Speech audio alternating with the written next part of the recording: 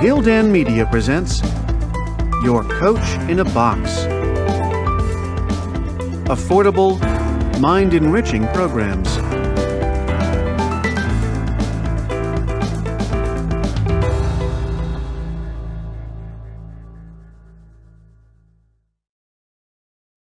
Gildan Media presents Ikigai, The Japanese Secret to a Long and Happy Life, written by Hector Garcia and Francesc Miralles, translated by Heather Cleary, read by Walter Dixon.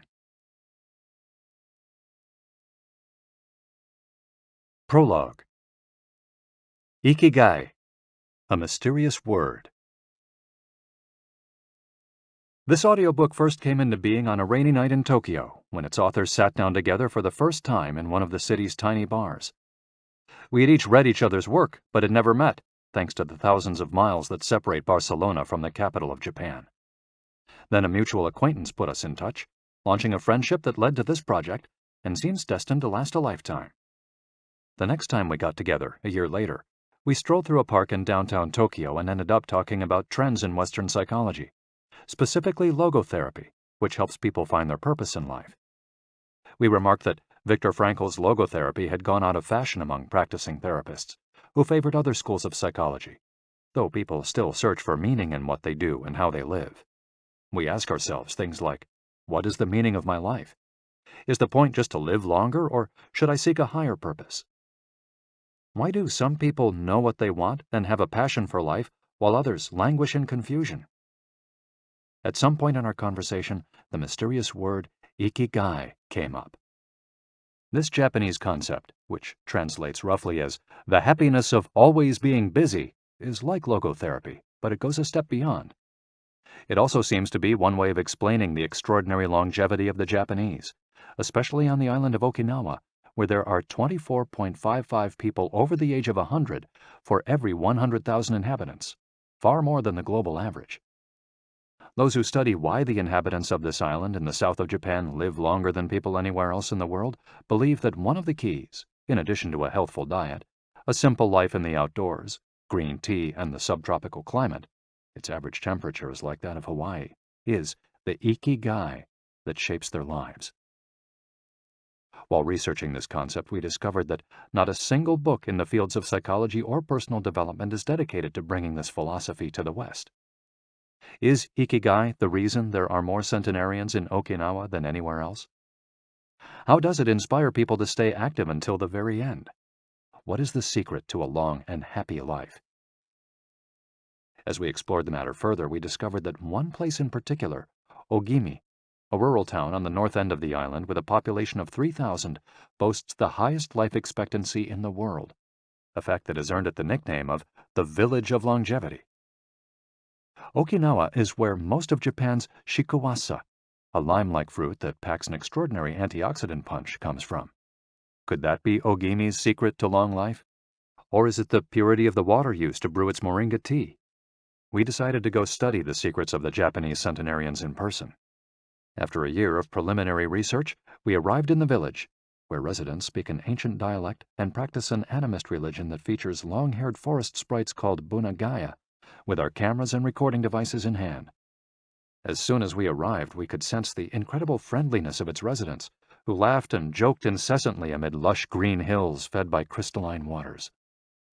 As we conducted our interviews with the eldest residents of the town, we realized that something far more powerful than just these natural resources was at work. An uncommon joy flows from its inhabitants and guides them through the long and pleasurable journey of their lives. Again, the mysterious Ikigai. But what is it exactly? How do you get it?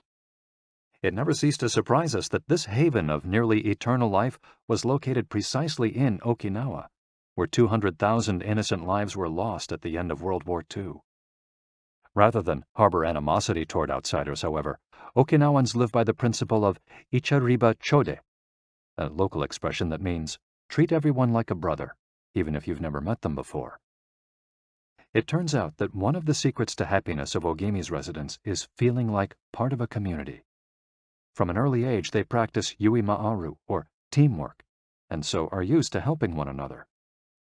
Nurturing friendships, eating light, getting enough rest, and doing regular, moderate exercise are all part of the equation of good health.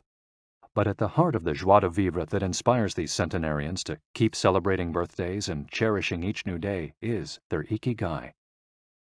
The purpose of this audiobook is to bring the secrets of Japan's centenarians to you and give you the tools to find your own ikigai, because those who discover their ikigai have everything they need for a long and joyful journey through life. Happy travels. Hector Garcia and Francesc Miralles. Chapter 1. Ikigai, the art of staying young while growing old. What is your reason for being? According to the Japanese, everyone has an ikigai, what a French philosopher might call a raison d'être. Some people have found their ikigai, while others are still looking, though they carry it within them. Our ikigai is hidden deep inside each of us, and finding it requires a patient search. According to those born on Okinawa, the island with the most centenarians in the world, our ikigai is the reason we get up in the morning. Ikigai can be described as the common ground you find between what you're good at, what you love, what the world needs, and what you can be paid for. Whatever you do, don't retire. Having a clearly defined ikigai brings satisfaction, happiness, and meaning to our lives. The purpose of this audiobook is to help you find yours, and to share insights from Japanese philosophy on the lasting health of body, mind, and spirit. One surprising thing you notice living in Japan is how active people remain after they retire. In fact, many Japanese people never really retire. They keep doing what they love for as long as their health allows. There is, in fact, no word in Japanese that means retire in the sense of leaving the workforce for good, as in English. According to Dan Buettner, a National Geographic reporter who knows the country well, having a purpose in life is so important in Japanese culture that our idea of retirement simply doesn't exist there. The island of almost eternal youth. Certain longevity studies suggest that a strong sense of community and a clearly defined ikigai are just as important as the famously healthful Japanese diet, perhaps even more so. Recent medical studies of centenarians from Okinawa and other so-called blue zones, the geographic regions where people live longest, provide a number of interesting facts about these extraordinary human beings. Not only do they live much longer than the rest of the world's population, they also suffer from fewer chronic illnesses, such as cancer and heart disease. Inflammatory disorders are also less common. Many of these centenarians enjoy enviable levels of vitality and health that would be unthinkable for people of advanced age elsewhere. Their blood tests reveal fewer free radicals, which are responsible for cellular aging, as a result of drinking tea and eating until their stomachs are only 80% full. Women experience more moderate symptoms during menopause, and both men and women maintain higher levels of sexual hormones until much later in life. The rate of dementia is well below the global average. Though we'll consider each of these findings over the course of the audiobook, research clearly indicates that the Okinawans' focus on ikigai gives a sense of purpose to each and every day and plays an important role in their health and longevity. The characters behind ikigai. In Japanese, ikigai is written by combining a character which means life with another which means to be worthwhile, and that can be broken down to the characters which mean armor, number one, and to be the first, to head into battle, taking initiative as a leader, and another character which means beautiful or elegant. The 5 blue zones. Okinawa holds first place among the world's blue zones. In Okinawa, women in particular live longer and have fewer diseases than anywhere else in the world. The 5 regions identified and analyzed by Dan Buettner in his book, The Blue Zones, are 1. Okinawa, Japan, especially the northern part of the island. The locals eat a diet rich in vegetables and tofu, typically served on small plates. In addition to their philosophy of ikigai, the moai, or close-knit group of friends, plays an important role in their longevity. 2. Sardinia, Italy, specifically the provinces of Nuoro and Ogliastra. Locals on this island consume plenty of vegetables and 1 or 2 glasses of wine per day. As in Okinawa, the cohesive nature of this community is another factor directly related to longevity. 3. Loma Linda, California. Researchers studied a group of Seventh-day Adventists who are among the longest living people in the United States. 4. The Nicoya Peninsula, Costa Rica. Locals remain remarkably active after 90. Many of the region's older residents have no problem getting up at 5:30 in the morning to work in the fields. 5. Ikaria, Greece. 1 of every 3 inhabitants of this island near the coast of Turkey is over 90 years old, compared to less than 1% of the population of the United States, a fact that has earned it the nickname of the Island of Long Life. The local secret seems to be a lifestyle that dates back to 500 BC. In the following chapters, we'll examine several factors that seem to be the keys to longevity and are found across the blue zones, paying special attention to Okinawa and its so-called Village of Longevity. First, however, it's worth pointing out that 3 of these regions are islands, where resources can be scarce and communities have to help one another. For many, helping others might be an ikigai strong enough to keep them alive. According to scientists who have studied the 5 blue zones, the keys to longevity are diet, exercise, finding a purpose in life, an ikigai, and forming strong social ties, that is, having a broad circle of friends and good family relations. Members of these communities manage their time well in order to reduce stress, consume little meat or processed foods, and drink alcohol in moderation. They don't do strenuous exercise, but they do move every day, taking walks and working in their vegetable gardens. People in the blue zones would rather walk than drive. Gardening, which involves daily, low-intensity movement, is a practice almost all of them have in common. The 80% secret. One of the most common sayings in Japan is harahachi-bu, which is repeated before or after eating and means something like, fill your belly to 80%. Ancient wisdom advises against eating until we are full. This is why Okinawans stop eating when they feel their stomachs reach 80% of their capacity, rather than overeating and wearing down their bodies with long digestive processes that accelerate cellular oxidation. Of course, there's no way to know objectively if your stomach is at 80% capacity. The lesson to learn from this saying is that we should stop eating when we're starting to feel full. The extra side dish, the snack we eat when we know in our hearts we don't really need it, the apple pie after lunch, all these will give us pleasure in the short term, but not having them will make us happier in the long term. The way food is served is also important. By presenting their meals on many small plates, the Japanese tend to eat less. A typical meal in a restaurant in Japan is served in 5 plates on a tray, 4 of them very small, and the main dish slightly bigger. Having 5 plates in front of you makes it seem like you're going to eat a lot, but what happens most of the time is that you end up feeling slightly hungry. This is one of the reasons why Westerners in Japan typically lose weight and stay trim.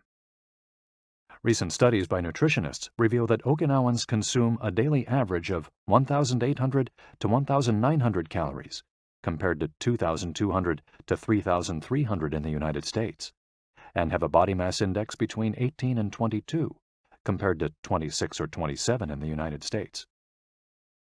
The Okinawan diet is rich in tofu, sweet potatoes, fish 3 times per week, and vegetables, roughly 11 ounces per day. In the chapter dedicated to nutrition, we'll see which healthy, antioxidant-rich foods are included in this 80%. Moai, connected for life. It is customary in Okinawa to form close bonds within local communities. A moai is an informal group of people with common interests who look out for one another. For many, serving the community becomes part of their ikigai. The moai has its origins in hard times, when farmers would get together to share best practices and help one another cope with meager harvests. Members of a moai make a set monthly contribution to the group. This payment allows them to participate in meetings, dinners, games of go and shogi, Japanese chess, or whatever hobby they have in common. The funds collected by the group are used for activities, but if there's money left over, one member, decided on a rotating basis, receives a set amount from the surplus.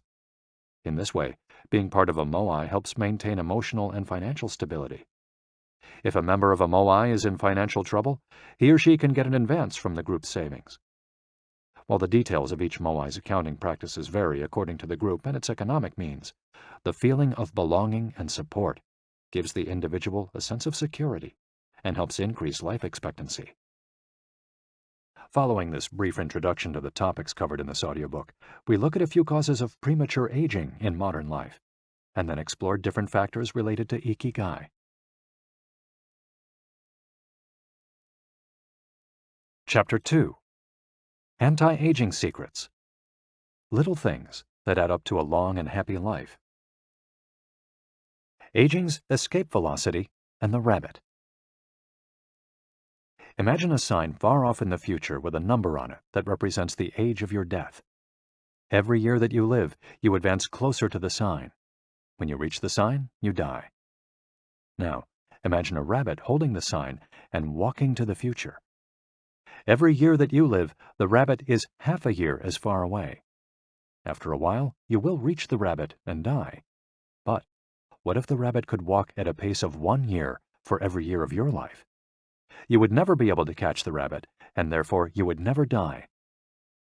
The speed at which the rabbit walks to the future is our technology. The more we advance technology and knowledge of our bodies, the faster we can make the rabbit walk. Aging's escape velocity is the moment at which the rabbit walks at a pace of 1 year per year or faster, and we become immortal. Aging's escape velocity. For more than a century, we've managed to add an average of 0.3 years to our life expectancy every year. But what would happen if we had the technology to add a year of life expectancy every year? In theory, we would achieve biological immortality, having reached aging's escape velocity.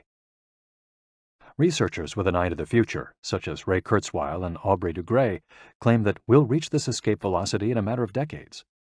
Other scientists are less optimistic, predicting that we'll reach a limit, a maximum age we won't be able to surpass no matter how much technology we have. For example, some biologists assert that our cells stop regenerating after about 120 years. Active mind, youthful body. There is much wisdom in the classic saying, mens sana in corpore sano, a sound mind in a sound body. It reminds us that both mind and body are important, and that the health of one is connected to that of the other.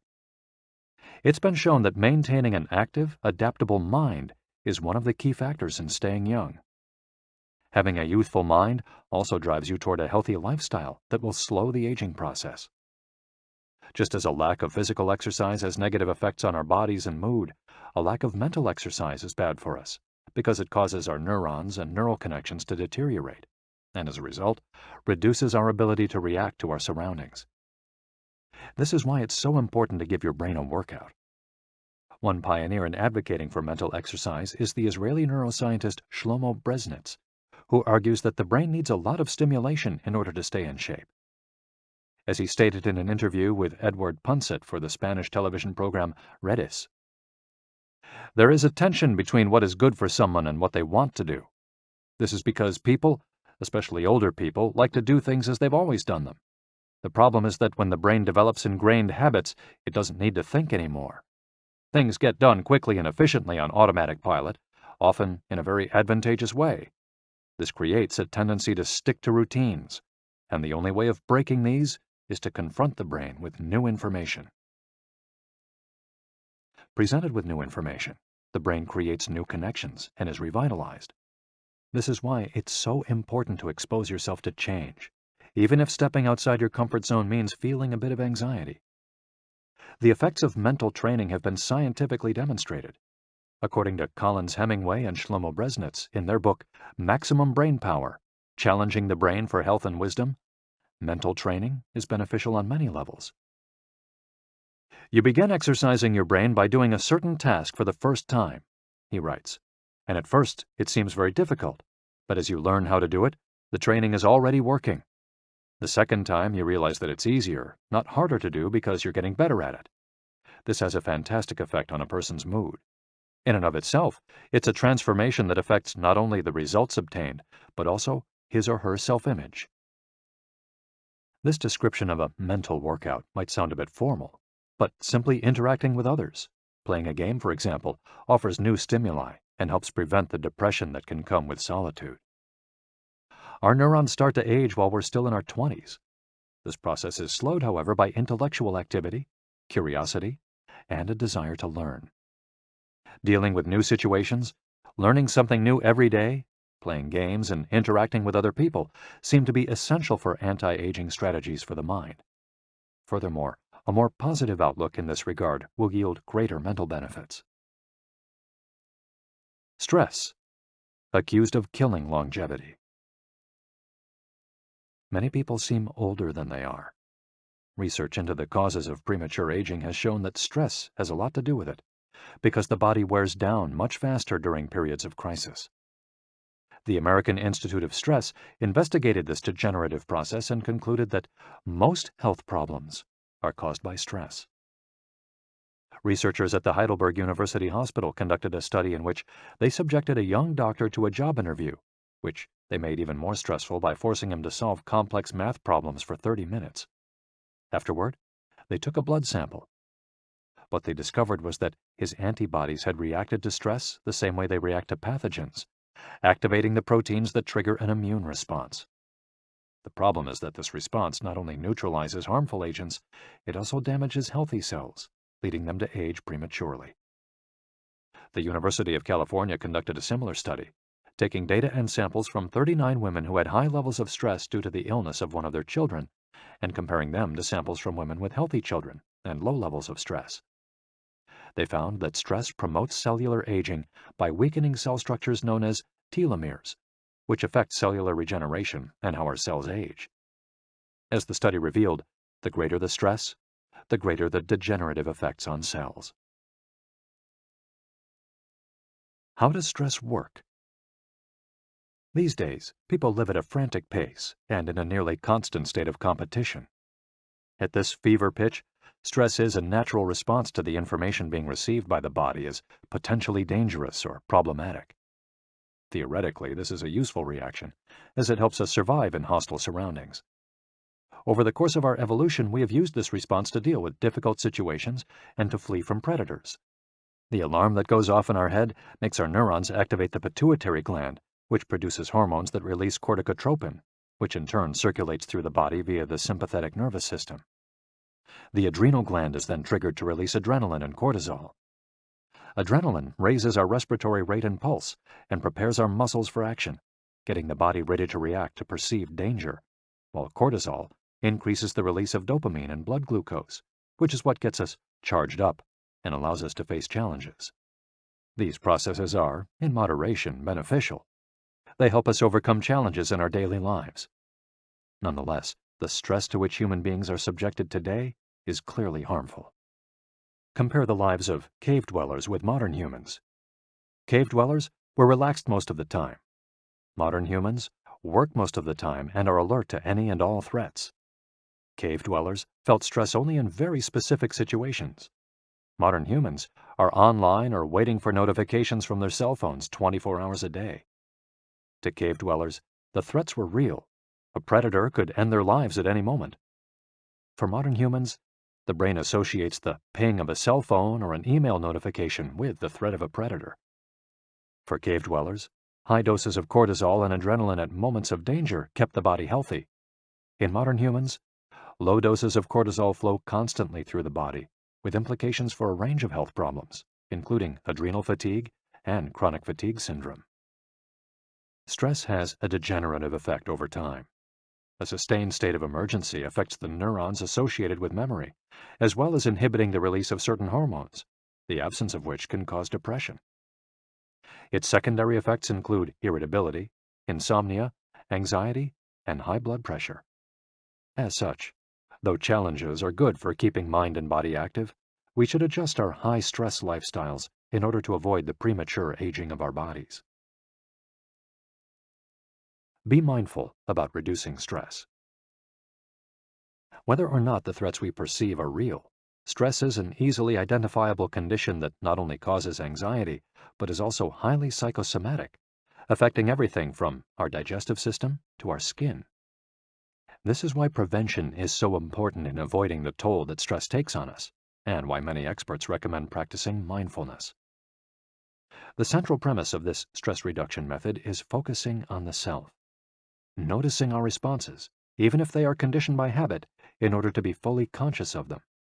In this way, we connect with the here and now and limit thoughts that tend to spiral out of control.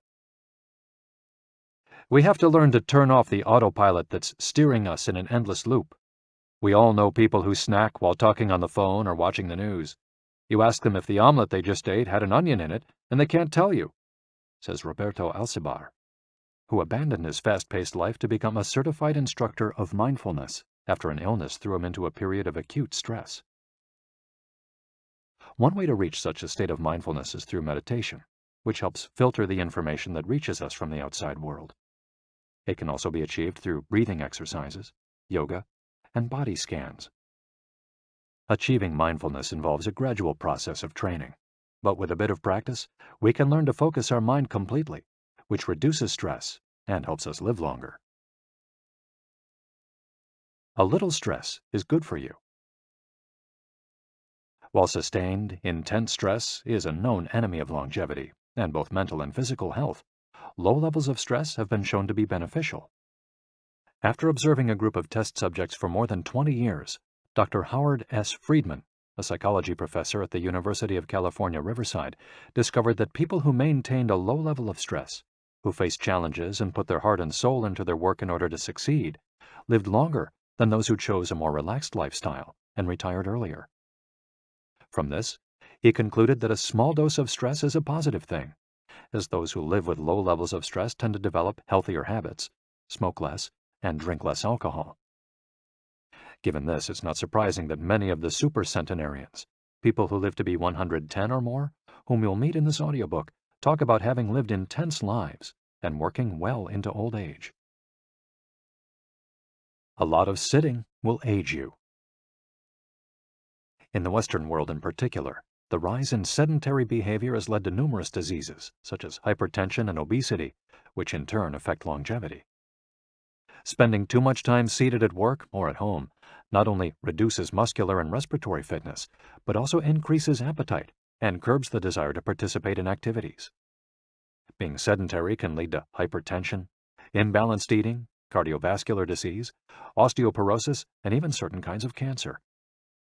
Recent studies have shown a connection between a lack of physical activity and the progressive distortion of telomeres in the immune system, which ages those cells and, in turn, the organism as a whole. This is a problem at all life stages, not only among adults. Sedentary children suffer from high rates of obesity and all its associated health issues and risks, which is why it's so important to develop a healthy and active lifestyle at an early age. It's easy to be less sedentary. It just takes a bit of effort and a few changes to your routine. We can access a more active lifestyle that makes us feel better inside and out. We just have to add a few ingredients to our everyday habits. Walk to work, or just go on a walk, for at least 20 minutes each day. Use your feet instead of an elevator or escalator. This is good for your posture, your muscles, and your respiratory system, among other things. Participate in social or leisure activities, so that you don't spend too much time in front of the television. Replace your junk food with fruit, and you'll have less of an urge to snack and more nutrients in your system. Get the right amount of sleep. 7 to 9 hours is good, but any more than that makes us lethargic. Play with children or pets, or join a sports team. This not only strengthens the body, but also stimulates the mind and boosts self-esteem. Be conscious of your daily routine in order to detect harmful habits and replace them with more positive ones. By making these small changes, we can begin to renew our bodies and minds and increase our life expectancy. A model's best-kept secret. Though we age both externally and internally, both physically and mentally, one of the things that tell us the most about people's age is their skin, which takes on different textures and colors according to processes going on beneath the surface. Most of those who make their living as models claim to sleep between 9 and 10 hours the night before a fashion show. This gives their skin a taut, wrinkle-free appearance and a healthy, radiant glow. Science has shown that sleep is a key anti-aging tool because when we sleep, we generate melatonin, a hormone that occurs naturally in our bodies. The pineal gland produces it from the neurotransmitter serotonin, according to our diurnal and nocturnal rhythms, and it plays a role in our sleep and waking cycles. A powerful antioxidant, melatonin, helps us live longer and also offers the following benefits. It strengthens the immune system. It contains an element that protects against cancer. It promotes the natural production of insulin. It slows the onset of Alzheimer's disease. It helps prevent osteoporosis and fight heart disease. For all these reasons, melatonin is a great ally in preserving youth. It should be noted, however, that melatonin production decreases after age 30. We can compensate for this by eating a balanced diet and getting more calcium, soaking up a moderate amount of sun each day, getting enough sleep, avoiding stress, alcohol, tobacco, and caffeine, all of which make it harder to get a good night's rest, depriving us of the melatonin we need. Experts are trying to determine whether artificially stimulating production of melatonin might help slow the aging process, which would confirm the theory that we already carry the secret to longevity within us. Anti-aging attitudes. The mind has tremendous power over the body and how quickly it ages. Most doctors agree that the secret to keeping the body young is keeping the mind active, a key element of Ikigai, and not caving in when we face difficulties throughout our lives. One study, conducted at Yeshiva University, found that the people who live the longest have two dispositional traits in common: a positive attitude and a high degree of emotional awareness. In other words, those who face challenges with a positive outlook and are able to manage their emotions are already well on their way toward longevity. A stoic attitude, serenity in the face of a setback, can also help keep you young, as it lowers anxiety and stress levels and stabilizes behavior. This can be seen in the greater life expectancies of certain cultures with unhurried, deliberate lifestyles. Many centenarians and supercentenarians have similar profiles. They've had full lives that were difficult at times, but they knew how to approach these challenges with a positive attitude and not be overwhelmed by the obstacles they faced. Alexander Imich, who in 2014 became the world's oldest living man at age 111, knew he had good genes, but understood that other factors contributed too.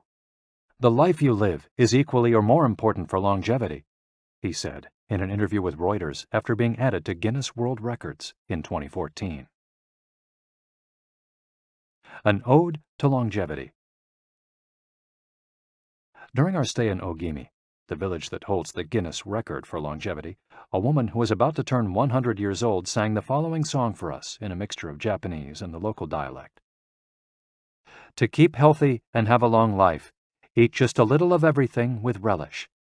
Go to bed early, get up early, and then go out for a walk. We live each day with serenity, and we enjoy the journey. To keep healthy and have a long life, we get on well with all our friends.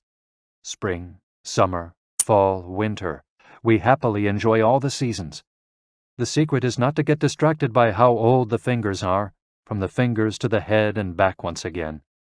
If you keep moving with your fingers working, 100 years will come to you." We can now use our fingers to play the next chapter, where we'll look at the close relationship between longevity and discovering our life's mission. Chapter 3. From Logotherapy to Ikigai.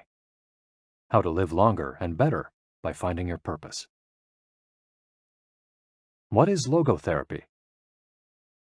A colleague once asked Viktor Frankl to define his school of psychology in a single phrase, to which Frankl replied, "Well, in logotherapy, the patient sits up straight and has to listen to things that are, on occasion, hard to hear." The colleague had just described psychoanalysis to him in the following terms. "In psychoanalysis, the patient lies down on a couch and tells you things that are, on occasion, hard to say." Frankl explains that one of the first questions he would ask his patients was, "Why do you not commit suicide?" Usually the patient found good reasons not to and was able to carry on. What then does logotherapy do? The answer is pretty clear.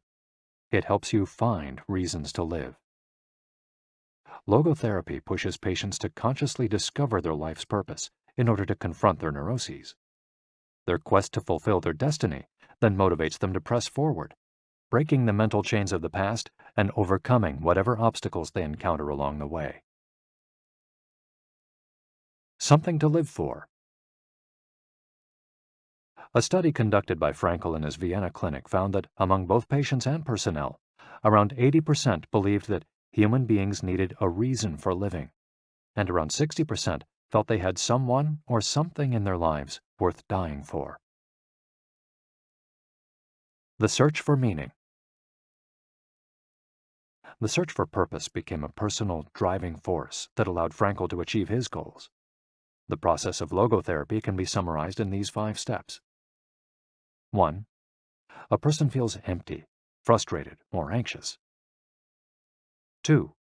The therapist shows him that what he is feeling is the desire to have a meaningful life. 3. The patient discovers his life's purpose at that particular point in time. 4. Of his own free will, the patient decides to accept or reject that destiny. 5. This newfound passion for life helps him overcome obstacles and sorrows. Frankl himself would live and die for his principles and ideals.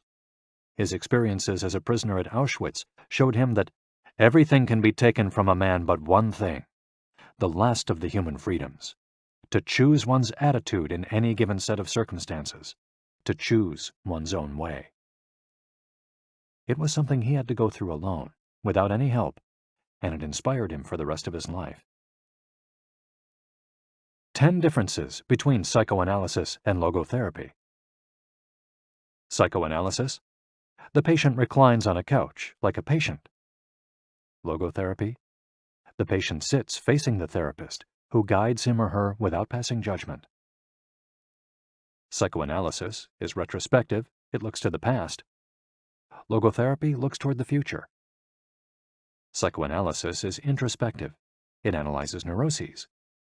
Logotherapy does not delve into the patient's neuroses. In psychoanalysis, the drive is toward pleasure. In logotherapy, the drive is toward purpose and meaning. Psychoanalysis centers on psychology. Logotherapy includes a spiritual dimension.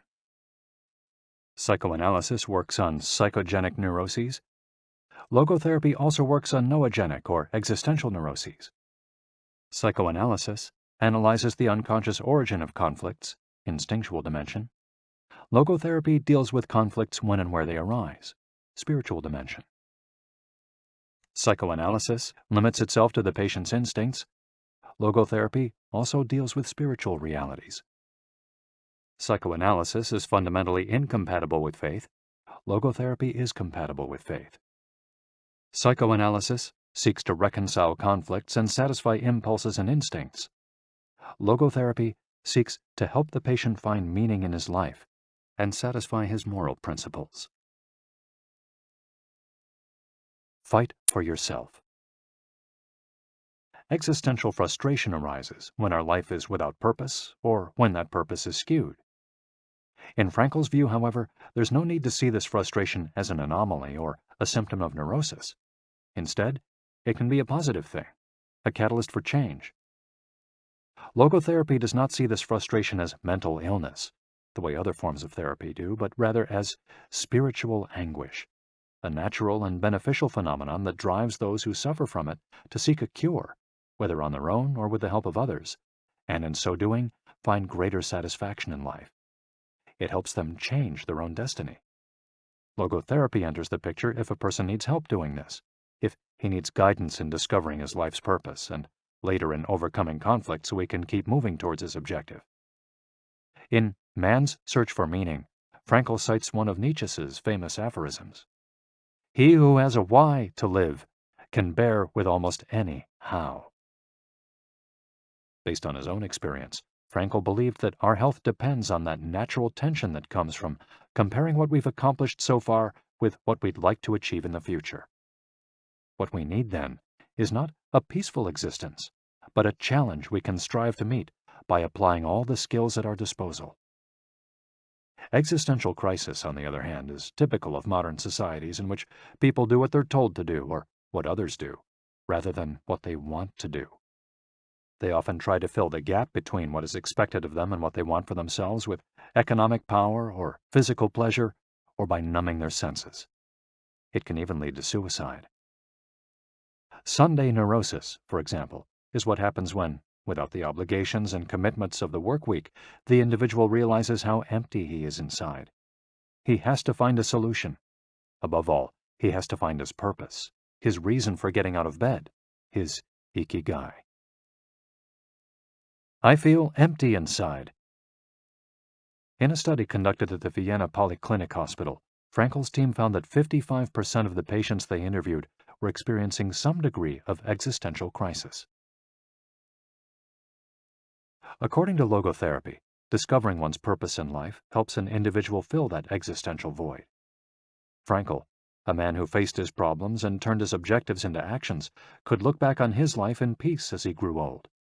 He did not have to envy those still enjoying their youth, because he had amassed a broad set of experiences that showed he had lived for something. Better living through logotherapy. A few key ideas. We don't create the meaning of our life, as Sartre claimed.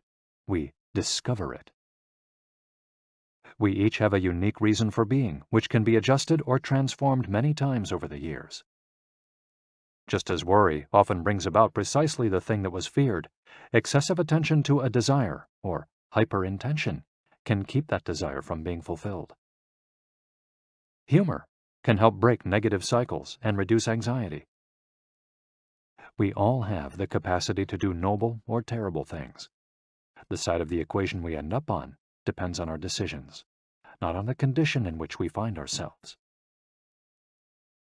In the following case studies, we'll look at 4 cases from Frankel's own practice in order to better understand the search for meaning and purpose. Case study: Viktor Frankl. In German concentration camps, as in those that would later be built in Japan and Korea, psychiatrists confirmed that the prisoners with the greatest chance of survival were those who had things they wanted to accomplish outside the camp, those who felt a strong need to get out of there alive. This was true of Frankl, who, after being released and successfully developing the school of logotherapy, realized he had been the first patient of his own practice. Frankl had a goal to achieve, and it made him persevere. He arrived at Auschwitz carrying a manuscript that contained all the theories and research he compiled over the course of his career, ready for publication. When it was confiscated, he felt compelled to write it all over again. And that need drove him, and gave his life meaning amid the constant horror and doubt of the concentration camp. So much so that over the years, and especially when he fell ill with typhus, he would jot down fragments and key words from the lost work on any scrap of paper he found. Case study: The American Diplomat. An important North American diplomat went to Frankl to pick up where he left off with a course of treatment he had started 5 years earlier in the United States. When Frankl asked him why he had started therapy in the first place, the diplomat answered that he hated his job and his country's international policies, which he had to follow and enforce. His American psychoanalyst, whom he had been seeing for years, insisted he make peace with his father so that his government and his job, both representations of the paternal figure, would seem less disagreeable. Frankl, however, showed him in just a few sessions that his frustration was due to the fact that he wanted to pursue a different career, and the diplomat concluded his treatment with that idea in mind. 5 years later, the former diplomat informed Frankl that he had been working during that time in a different profession, and that he was happy. In Frankl's view, the man not only didn't need all those years of psychoanalysis, he also couldn't even really be considered a patient in need of therapy. He was simply someone in search of a new life's purpose. As soon as he found it, his life took on deeper meaning. Case study: The Suicidal Mother. The mother of a boy who had died at age 11 was admitted to Frankl's clinic after she tried to kill herself and her other son. It was this other son, paralyzed since birth, who kept her from carrying out her plan. He did believe his life had a purpose, and if his mother killed them both, it would keep him from achieving his goals. The woman shared her story in a group session. To help her, Frankel asked another woman to imagine a hypothetical situation in which she lay on her deathbed, old and wealthy, but childless. The woman insisted that, in that case, she would have felt her life had been a failure. When the suicidal mother was asked to perform the same exercise, imagining herself on her deathbed, she looked back and realized that she had done everything in her power for her children, for both of them. She had given her paralyzed son a good life, and he had turned into a kind, reasonably happy person. To this she added, crying, "As for myself, I can look back peacefully on my life, for I can say my life was full of meaning, and I have tried hard to live it fully.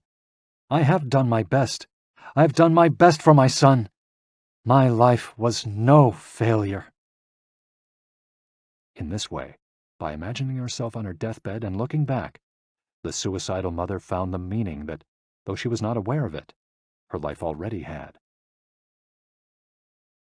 Case study: The Grief-Stricken Doctor. An elderly doctor, unable to overcome the deep depression into which he'd fallen after the death of his wife 2 years earlier, went to Frankel for help. Instead of giving him advice or analyzing his condition, Frankel asked him what would have happened if he had been the one who died first. The doctor, horrified, answered that it would have been terrible for his poor wife, that she would have suffered tremendously. To which Frankel responded, "You see, doctor, you've spared her all that suffering, but the price you have to pay for this is to survive and mourn her." The doctor didn't say another word. He left Frankel's office in peace after taking the therapist's hand in his own. He was able to tolerate the pain in place of his beloved wife. His life had been given a purpose. Morita therapy. In the same decade that logotherapy came into being, a few years earlier in fact, Shoma Morita created his own purpose-centered therapy in Japan. It proved to be effective in the treatment of neurosis, obsessive-compulsive disorder, and post-traumatic stress. In addition to being a psychotherapist, Shoma Morita was a Zen Buddhist, and his therapy left a lasting spiritual mark on Japan. Many Western forms of therapy focus on controlling or modifying the patient's emotions. In the West, we tend to believe that what we think influences how we feel, which in turn influences how we act. In contrast, Morita therapy focuses on teaching patients to accept their emotions without trying to control them, since their feelings will change as a result of their actions. In addition to accepting the patient's emotions, Morita therapy seeks to create new emotions on the basis of actions. According to Morita, these emotions are learned through experience and repetition. Morita therapy is not meant to eliminate symptoms. Instead, it teaches us to accept our desires, anxieties, fears, and worries, and let them go. As Morita writes in his book, Morita Therapy and the True Nature of Anxiety-Based Disorders, "In feelings, it is best to be wealthy and generous." Morita explained the idea of letting go of negative feelings with the following fable. A donkey that is tied to a post by a rope will keep walking around the post in an attempt to free itself, only to become more immobilized and attached to the post. The same thing applies to people with obsessive thinking, who become more trapped in their own suffering when they try to escape from their fears and discomfort. The basic principles of Morita therapy. 1. Accept your feelings. If we have obsessive thoughts, we should not try to control them or get rid of them. If we do, they become more intense. Regarding human emotions, the Zen master would say, if we try to get rid of one wave with another, we end up with an infinite sea. We don't create our feelings. They simply come to us, and we have to accept them. The trick is welcoming them. Morita likened emotions to the weather. We can't predict or control them. We can only observe them. To this point, he often quoted the Vietnamese monk Thich Nhat Hanh, who would say, "Hello, solitude. How are you today? Come, sit with me, and I will care for you." 2. Do what you should be doing. We shouldn't focus on eliminating symptoms, because recovery will come on its own. We should focus instead on the present moment, and if we're suffering, on accepting that suffering. Above all, we should avoid intellectualizing the situation. The therapist's mission is to develop the patient's character so he or she can face any situation, and character is grounded in the things we do. Morita therapy does not offer its patients explanations, but rather allows them to learn from their actions and activities. It doesn't tell you how to meditate or how to keep a diary the way Western therapies do. It's up to the patient to make discoveries through experience. 3. Discover your life's purpose. We can't control our emotions, but we can take charge of our actions every day. This is why we should have a clear sense of our purpose and always keep Morita's mantra in mind. What do we need to be doing right now? What action should we be taking? The key to achieving this is having dared to look inside yourself to find your ikigai. The 4 phases of Morita therapy. Morita's original treatment, which lasts 15 to 21 days, consists of the following stages. 1. Isolation and rest, 5 to 7 days. During the first week of treatment, the patient rests in a room without any external stimuli. No television, books, family, friends, or speaking. All the patient has is his thoughts. He lies down for most of the day and is visited regularly by the therapist, who tries to avoid interacting with him as much as possible. The therapist simply advises the patient to continue observing the rise and fall of his emotions as he lies there. When the patient gets bored and wants to start doing things again, he's ready to move on to the next stage of therapy. 2. Light occupational therapy, 5 to 7 days. In this stage, the patient performs repetitive tasks in silence. One of these is keeping a diary about his thoughts and feelings. The patient goes outside after a week of being shut in, takes walks in nature, and does breathing exercises. He also starts doing simple activities such as gardening, drawing, or painting. During this stage, the patient is still not allowed to talk to anyone except the therapist. 3. Occupational therapy, 5 to 7 days. In this stage, the patient performs tasks that require physical movement. Dr. Morita liked to take his patients to the mountains to chop wood. In addition to physical tasks, the patient is also immersed in other activities such as writing, painting, or making ceramics. The patient can speak with others at this stage, but only about the tasks at hand. 4. The return to social life and the real world. The patient leaves the hospital and is reintroduced to social life, but maintains the practices of meditation and occupational therapy developed during treatment. The idea is to re-enter society as a new person, with a sense of purpose, and without being controlled by social or emotional pressures. Naikan meditation. Morita was a great Zen master of Naikan introspective meditation. Much of his therapy draws on his knowledge and mastery of this school, which centers on 3 questions the individual must ask him or herself. 1. What have I received from person X? 2. What have I given to person X? 3. What problems have I caused person X? Through these reflections, we stop identifying others as the cause of our problems and deepen our own sense of responsibility. As Morita said, if you are angry and want to fight, think about it for 3 days before coming to blows. After 3 days, the intense desire to fight will pass on its own. And now, Ikigai. Logotherapy and Morita therapy are both grounded in a personal, unique experience that you can access without therapists or spiritual retreats. The mission of finding your Ikigai, your existential fuel.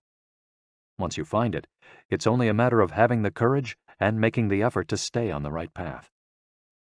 In the following chapters, we'll take a look at the basic tools you'll need to get moving along that path. Finding flow in the tasks you've chosen to do, eating in a balanced and mindful way, doing low-intensity exercise, and learning not to give in when difficulties arise. In order to do this, you have to accept that the world, like the people who live in it, is imperfect. but that it's still full of opportunities for growth and achievement. Are you ready to throw yourself into your passion as if it were the most important thing in the world? Chapter 4. Find flow in everything you do. How to turn work and free time into spaces for growth. We are what we repeatedly do. Excellence, then, is not an act, but a habit. Aristotle. Going with the flow. Imagine you're skiing down one of your favorite slopes. Powdery snow flies up on both sides of you like white sand. Conditions are perfect. You are entirely focused on skiing as well as you can. You know exactly how to move at each moment.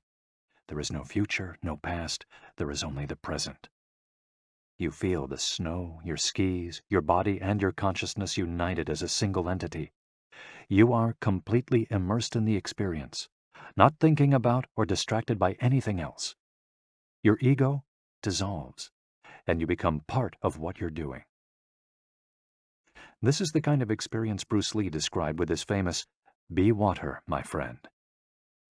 We've all felt our sense of time vanish when we lose ourselves in an activity we enjoy. We start cooking, and before we know it, several hours have passed. We spend an afternoon with a book and forget about the world going by until we notice the sunset and realize we haven't eaten dinner. We go surfing and don't realize how many hours we've spent in the water until the next day, when our muscles ache. The opposite can also happen.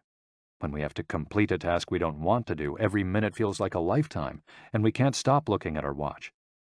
As the quip attributed to Einstein goes, "Put your hand on a hot stove for a minute, and it seems like an hour. Sit with a pretty girl for an hour, and it seems like a minute." That is relativity. The funny thing is that someone else might really enjoy the same task, but we want to finish as quickly as possible. What makes us enjoy doing something so much that we forget about whatever worries we might have while we do it? When are we happiest? These questions can help us discover our ikigai. The power of flow. These questions are also at the heart of psychologist Mihaly Csikszentmihalyi's research into the experience of being completely immersed in what we're doing. Csikszentmihalyi called this state flow and described it as the pleasure, delight, creativity, and process when we are completely immersed in life. There is no magic recipe for finding happiness, for living according to your ikigai, but one key ingredient is the ability to reach this state of flow, and, through this state, have an optimal experience. In order to achieve this optimal experience, we have to focus on increasing the time we spend on activities that bring us to this state of flow, rather than allowing ourselves to get caught up in activities that offer immediate pleasure, like eating too much, abusing drugs or alcohol, or stuffing ourselves with chocolate in front of the TV. As Csikszentmihalyi asserts in his book, Flow, The Psychology of Optimal Experience, flow is the state in which people are so involved in an activity that nothing else seems to matter. The experience itself is so enjoyable that people will do it, even at great cost, for the sheer sake of doing it. It's not only creative professionals who require the high doses of concentration that promote flow. Most athletes, chess players, and engineers also spend much of their time on activities that bring them to this state. According to Csikszentmihalyi's research, a chess player feels the same way upon entering a state of flow as a mathematician working on a formula, or a surgeon performing an operation. A professor of psychology, Csikszentmihalyi analyzed data from people around the world and discovered that flow is the same among individuals of all ages and cultures. In New York and Okinawa, we all reach a state of flow in the same way. But what happens to our mind when we're in that state? When we flow, we're focused on a concrete task without any distractions. Our mind is in order. The opposite occurs when we try to do something while our mind is on other things. The 7 conditions for achieving flow. According to researcher Owen Schaffer of DePaul University, the requirements for achieving flow are 1. Knowing what to do. 2. Knowing how to do it. 3. Knowing how well you're doing. 4. Knowing where to go, where navigation is involved. 5. Perceiving significant challenges. 6. Perceiving significant skills. 7. Being free from distractions. If you often find yourself losing focus while working on something you consider important, there are several strategies you can employ to increase your chances of achieving flow. Strategy number 1. Choose a difficult task, but not too difficult. Schaffer's model encourages us to take on tasks that we have a chance of completing, but that are slightly outside our comfort zone. Every task, sport or job, has a set of rules, and we need a set of skills to follow them. If the rules for completing a task or achieving a purpose are too basic relative to our skill set, we'll likely get bored. Activities that are too easy lead to apathy. If, on the other hand, we assign ourselves to a task that is too difficult, we won't have the skills to complete it and will almost certainly give up and feel frustrated to boot. The ideal is to find a middle path, something aligned with our abilities but just a bit of a stretch, so we experience it as a challenge. That's what Ernest Hemingway meant when he said, "Sometimes I write better than I can." We want to see challenges through to the end because we enjoy the feeling of pushing ourselves. Bertrand Russell expressed a similar idea when he said, "To be able to concentrate for a considerable amount of time is essential to difficult achievement." If you're a graphic designer, learn a new software program for your next project. If you're a programmer, use a new programming language. If you're a dancer, try to incorporate into your next routine a movement that has seemed impossible for years. Add a little something extra, something that takes you out of your comfort zone. Even doing something as simple as reading means following certain rules, having certain abilities and knowledge. If we set out to read a book on quantum mechanics for specialists in physics without being specialists in physics ourselves, we'll probably give up after a few minutes. On the other end of the spectrum, if we already know everything a book has to tell us, we'll get bored right away. However, if the book is appropriate to our knowledge and abilities and builds on what we already know, we'll immerse ourselves in our reading, and time will flow. This pleasure and satisfaction are evidence that we are in tune with our ikigai. In summary, easy tasks lead to boredom, challenging tasks lead to flow, tasks beyond our abilities lead to anxiety. Strategy 2. Have a clear, concrete objective. Video games, played in moderation, board games, and sports are great ways to achieve flow because the objective tends to be very clear. Beat your rival or your own record while following a set of explicitly defined rules. Unfortunately, the objective isn't quite as clear in most situations. According to a study by Boston Consulting Group, when asked about their bosses, the #1 complaint of employees at multinational corporations is that they don't communicate the team's mission clearly, and that as a result, the employees don't know what their objectives are. What often happens, especially in big companies, is that the executives get lost in the details of obsessive planning, creating strategies to hide the fact that they don't have a clear objective. It's like heading out to sea with a map, but no destination. It's much more important to have a compass pointing to a concrete objective than to have a map. Joy Ito, director of the MIT Media Lab, encourages us to use the principle of compass over maps as a tool to navigate our world of uncertainty. In the book Whiplash, How to Survive Our Faster Future, he and Jeff Howe write, "In an increasingly unpredictable world moving ever more quickly, a detailed map may lead you deep into the woods at an unnecessarily high cost. A good compass, though, will always take you where you need to go. It doesn't mean that you should start your journey without any idea where you're going. What it does mean is understanding that while the path to your goal may not be straight, you'll finish faster and more efficiently than you would have if you had trudged along a pre-planned route." In business, the creative professions, and education alike, it's important to reflect on what we hope to achieve before starting to work, study, or make something. We should ask ourselves questions such as, what is my objective for today's session in the studio? How many words am I going to write today for the article coming out next month? What is my team's mission? How fast will I set the metronome tomorrow in order to play that sonata at an allegro tempo by the end of the week? Having a clear objective is important in achieving flow but we also have to know how to leave it behind when we get down to business. Once the journey has begun, we should keep this objective in mind without obsessing over it. When Olympic athletes compete for a gold medal, they can't stop to think how pretty the medal is. They have to be present in the moment. They have to flow.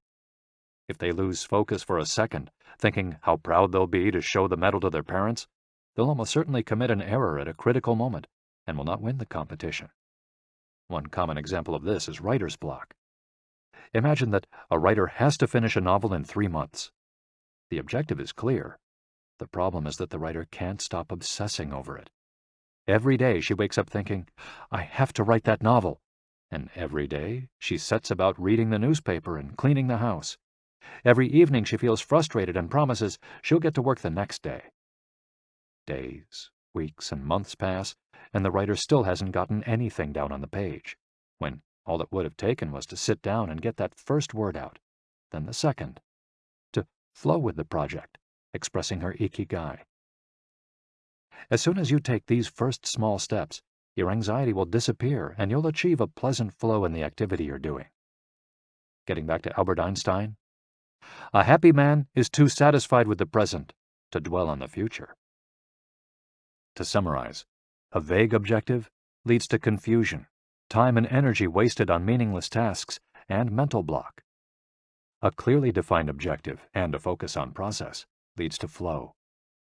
And obsessive desire to achieve a goal while ignoring process leads to a fixation on the objective rather than on getting down to business, and mental block. Strategy 3. Concentrate on a single task. This is perhaps one of the greatest obstacles we face today, with so much technology and so many distractions. We're listening to a video on YouTube while writing an email when suddenly a chat prompt pops up and we answer it. Then our smartphone vibrates in our pocket. Just as soon as we respond to that message, we're back at our computer logging onto Facebook. Pretty soon, 30 minutes have passed, and we've forgotten what the email we were writing was supposed to be about. This also happens sometimes when we put on a movie with dinner and don't realize how delicious the salmon was until we're taking the last bite. We often think that combining tasks will save us time, but scientific evidence shows that it has the opposite effect. Even those who claim to be good at multitasking are not very productive. In fact, they are some of the least productive people. Our brains can take in millions of bits of information, but we can only actually process a few dozen per second. When we say we're multitasking, what we're really doing is switching back and forth between tasks very quickly. Unfortunately, we're not computers adept at parallel processing. We end up spending all our energy alternating between tasks instead of focusing on doing one of them well. Concentrating on one thing at a time may be the single most important factor in achieving flow. According to Csikszentmihalyi, in order to focus on a task, we need 1.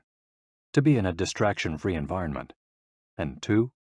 To have control over what we're doing at every moment. Technology is great if we're in control of it. It's not so great if it takes control of us. For example, if you have to write a research paper, you might sit down at your computer and use Google to look up the information you need. However, if you're not very disciplined, you might end up surfing the web instead of writing that paper. In that case, Google and the Internet will have taken over, pulling you out of your state of flow. It has been scientifically shown that if we continually ask our brains to switch back and forth between tasks, we waste time, make more mistakes, and remember less of what we've done. Several studies conducted at Stanford University by Clifford Ivar Nass describe our generation as suffering from an epidemic of multitasking. One such study analyzed the behavior of hundreds of students, dividing them into groups based on the number of things they tended to do at once. The students who were the most addicted to multitasking typically alternated among more than 4 tasks. For example, taking notes while reading a textbook, listening to a podcast, answering messages on their smartphone, and sometimes checking their Twitter timeline. Each group of students was shown a screen with several red and several blue arrows. The objective of the exercise was to count the red arrows. At first, all the students answered correctly right away, without much trouble. As the number of blue arrows increased, the number of red arrows stayed the same, only their position changed, however.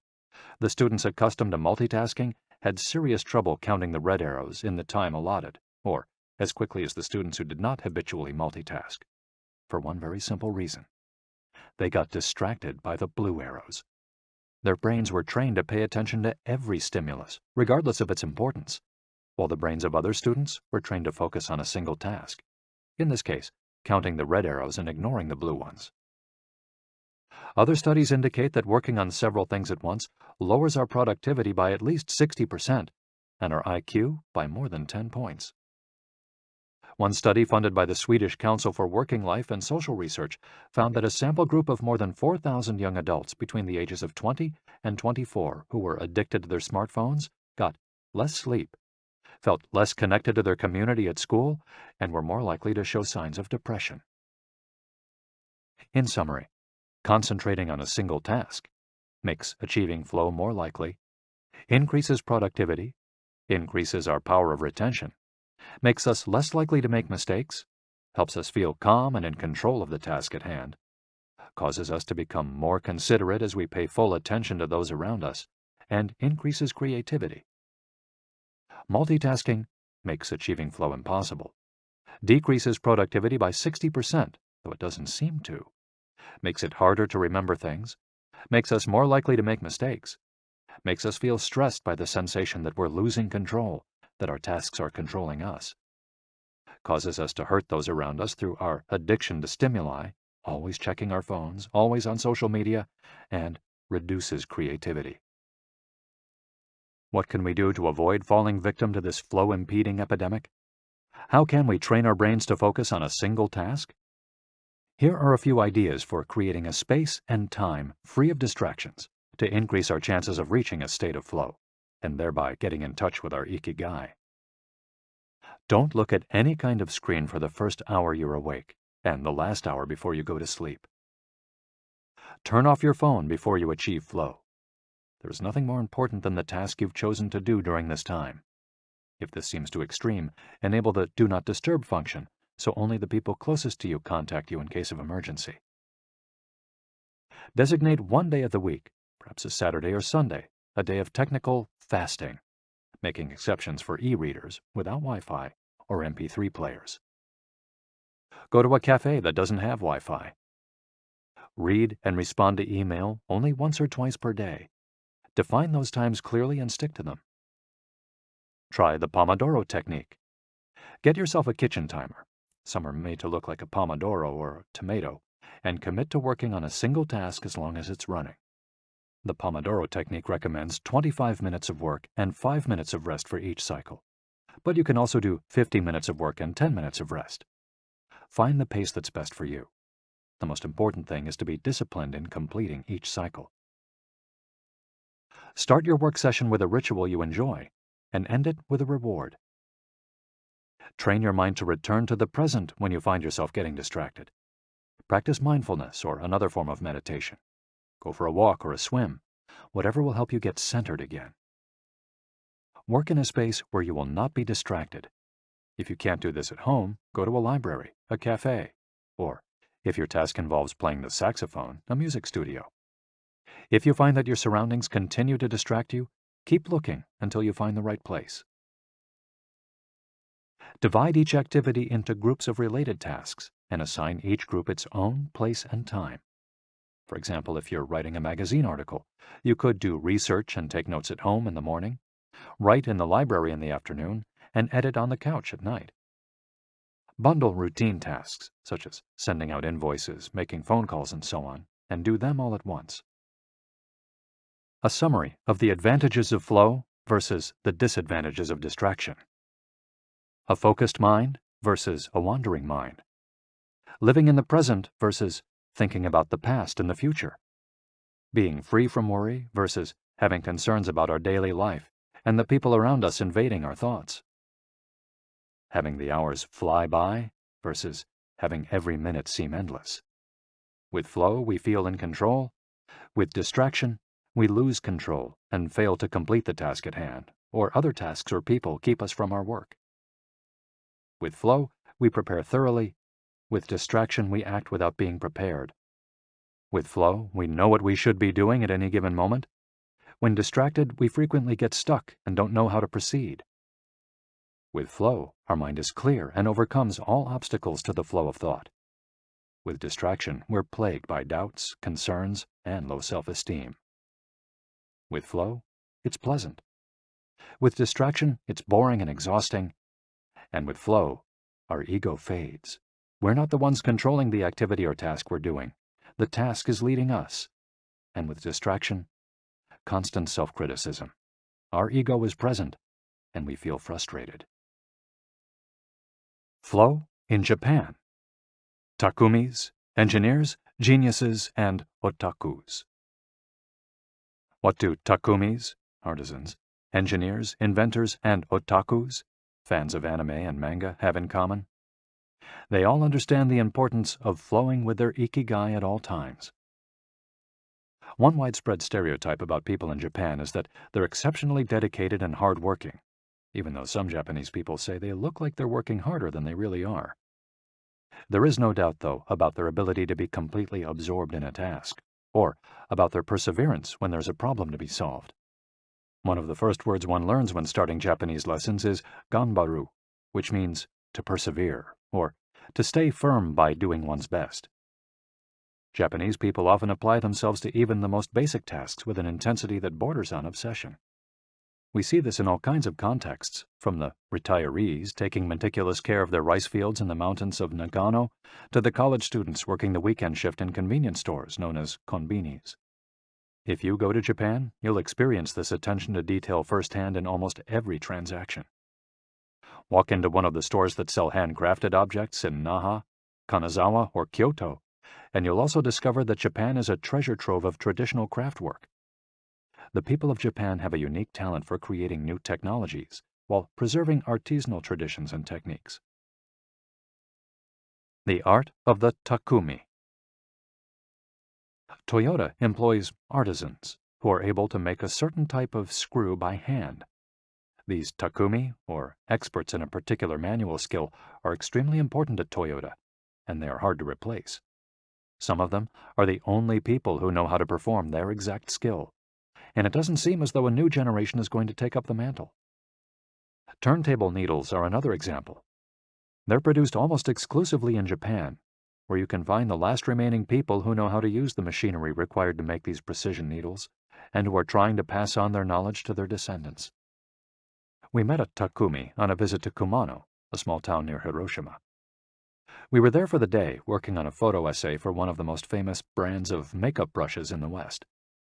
The billboard welcoming visitors to Kumano shows a mascot holding a large brush. In addition to the brush factories, the town is full of little houses and vegetable gardens. Heading farther in, you can see several Shinto shrines at the base of the mountains that surround the town. We spent hours taking photos in factories full of people in orderly rows, each doing a single task, such as painting the handles of the brushes or loading boxes of them onto trucks, before we realized we still hadn't seen anyone actually putting bristles into the brush heads. After we asked about this and got the runaround several times, the president of one company agreed to show us how it was done. He led us out of the building and asked us to get into his car.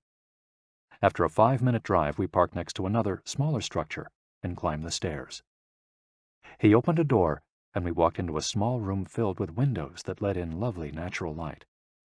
In the middle of the room was a woman wearing a mask. You could see only her eyes. She was so focused on choosing individual bristles for the brushes, gracefully moving her hands and fingers, using scissors and combs to sort the bristles, that she didn't even notice our presence. Her movements were so quick, it was hard to tell what she was doing. The president of the company interrupted her to let her know that we'd be taking photos as she worked. We couldn't see her mouth, but the glint in her eye and the cheerful inflection in her speech let us know she was smiling.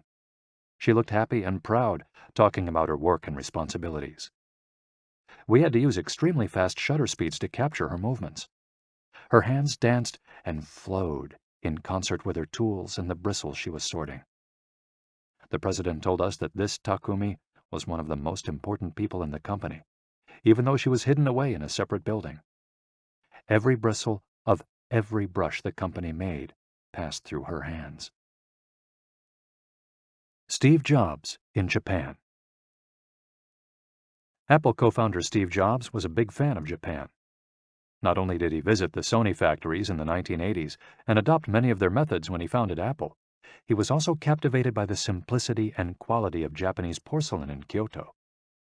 It was not, however, an artisan from Kyoto who won Steve Jobs' devotion, but rather a Takumi from Toyama named Yukio Shakunaga, who used a technique called Etchu Setoyaki, known by only a few. On a visit to Kyoto, Jobs heard of an exhibition of Shakunaga's work. He immediately understood that there was something special about Shakunaga's porcelain. As a matter of fact, he bought several cups, vases, and plates, and went back to the show 3 times that week. Jobs returned to Kyoto several times over the course of his life in search of inspiration, and ended up meeting Shakunaga in person. It is said that Jobs had many questions for him, almost all of them about the fabrication process and the type of porcelain he used. Shakunaga explained that he used white porcelain he extracted himself from mountains in the Toyama prefecture, making him the only artist of his ilk familiar with the fabrication process of porcelain objects from their origins in the mountains to their final form, an authentic Takumi.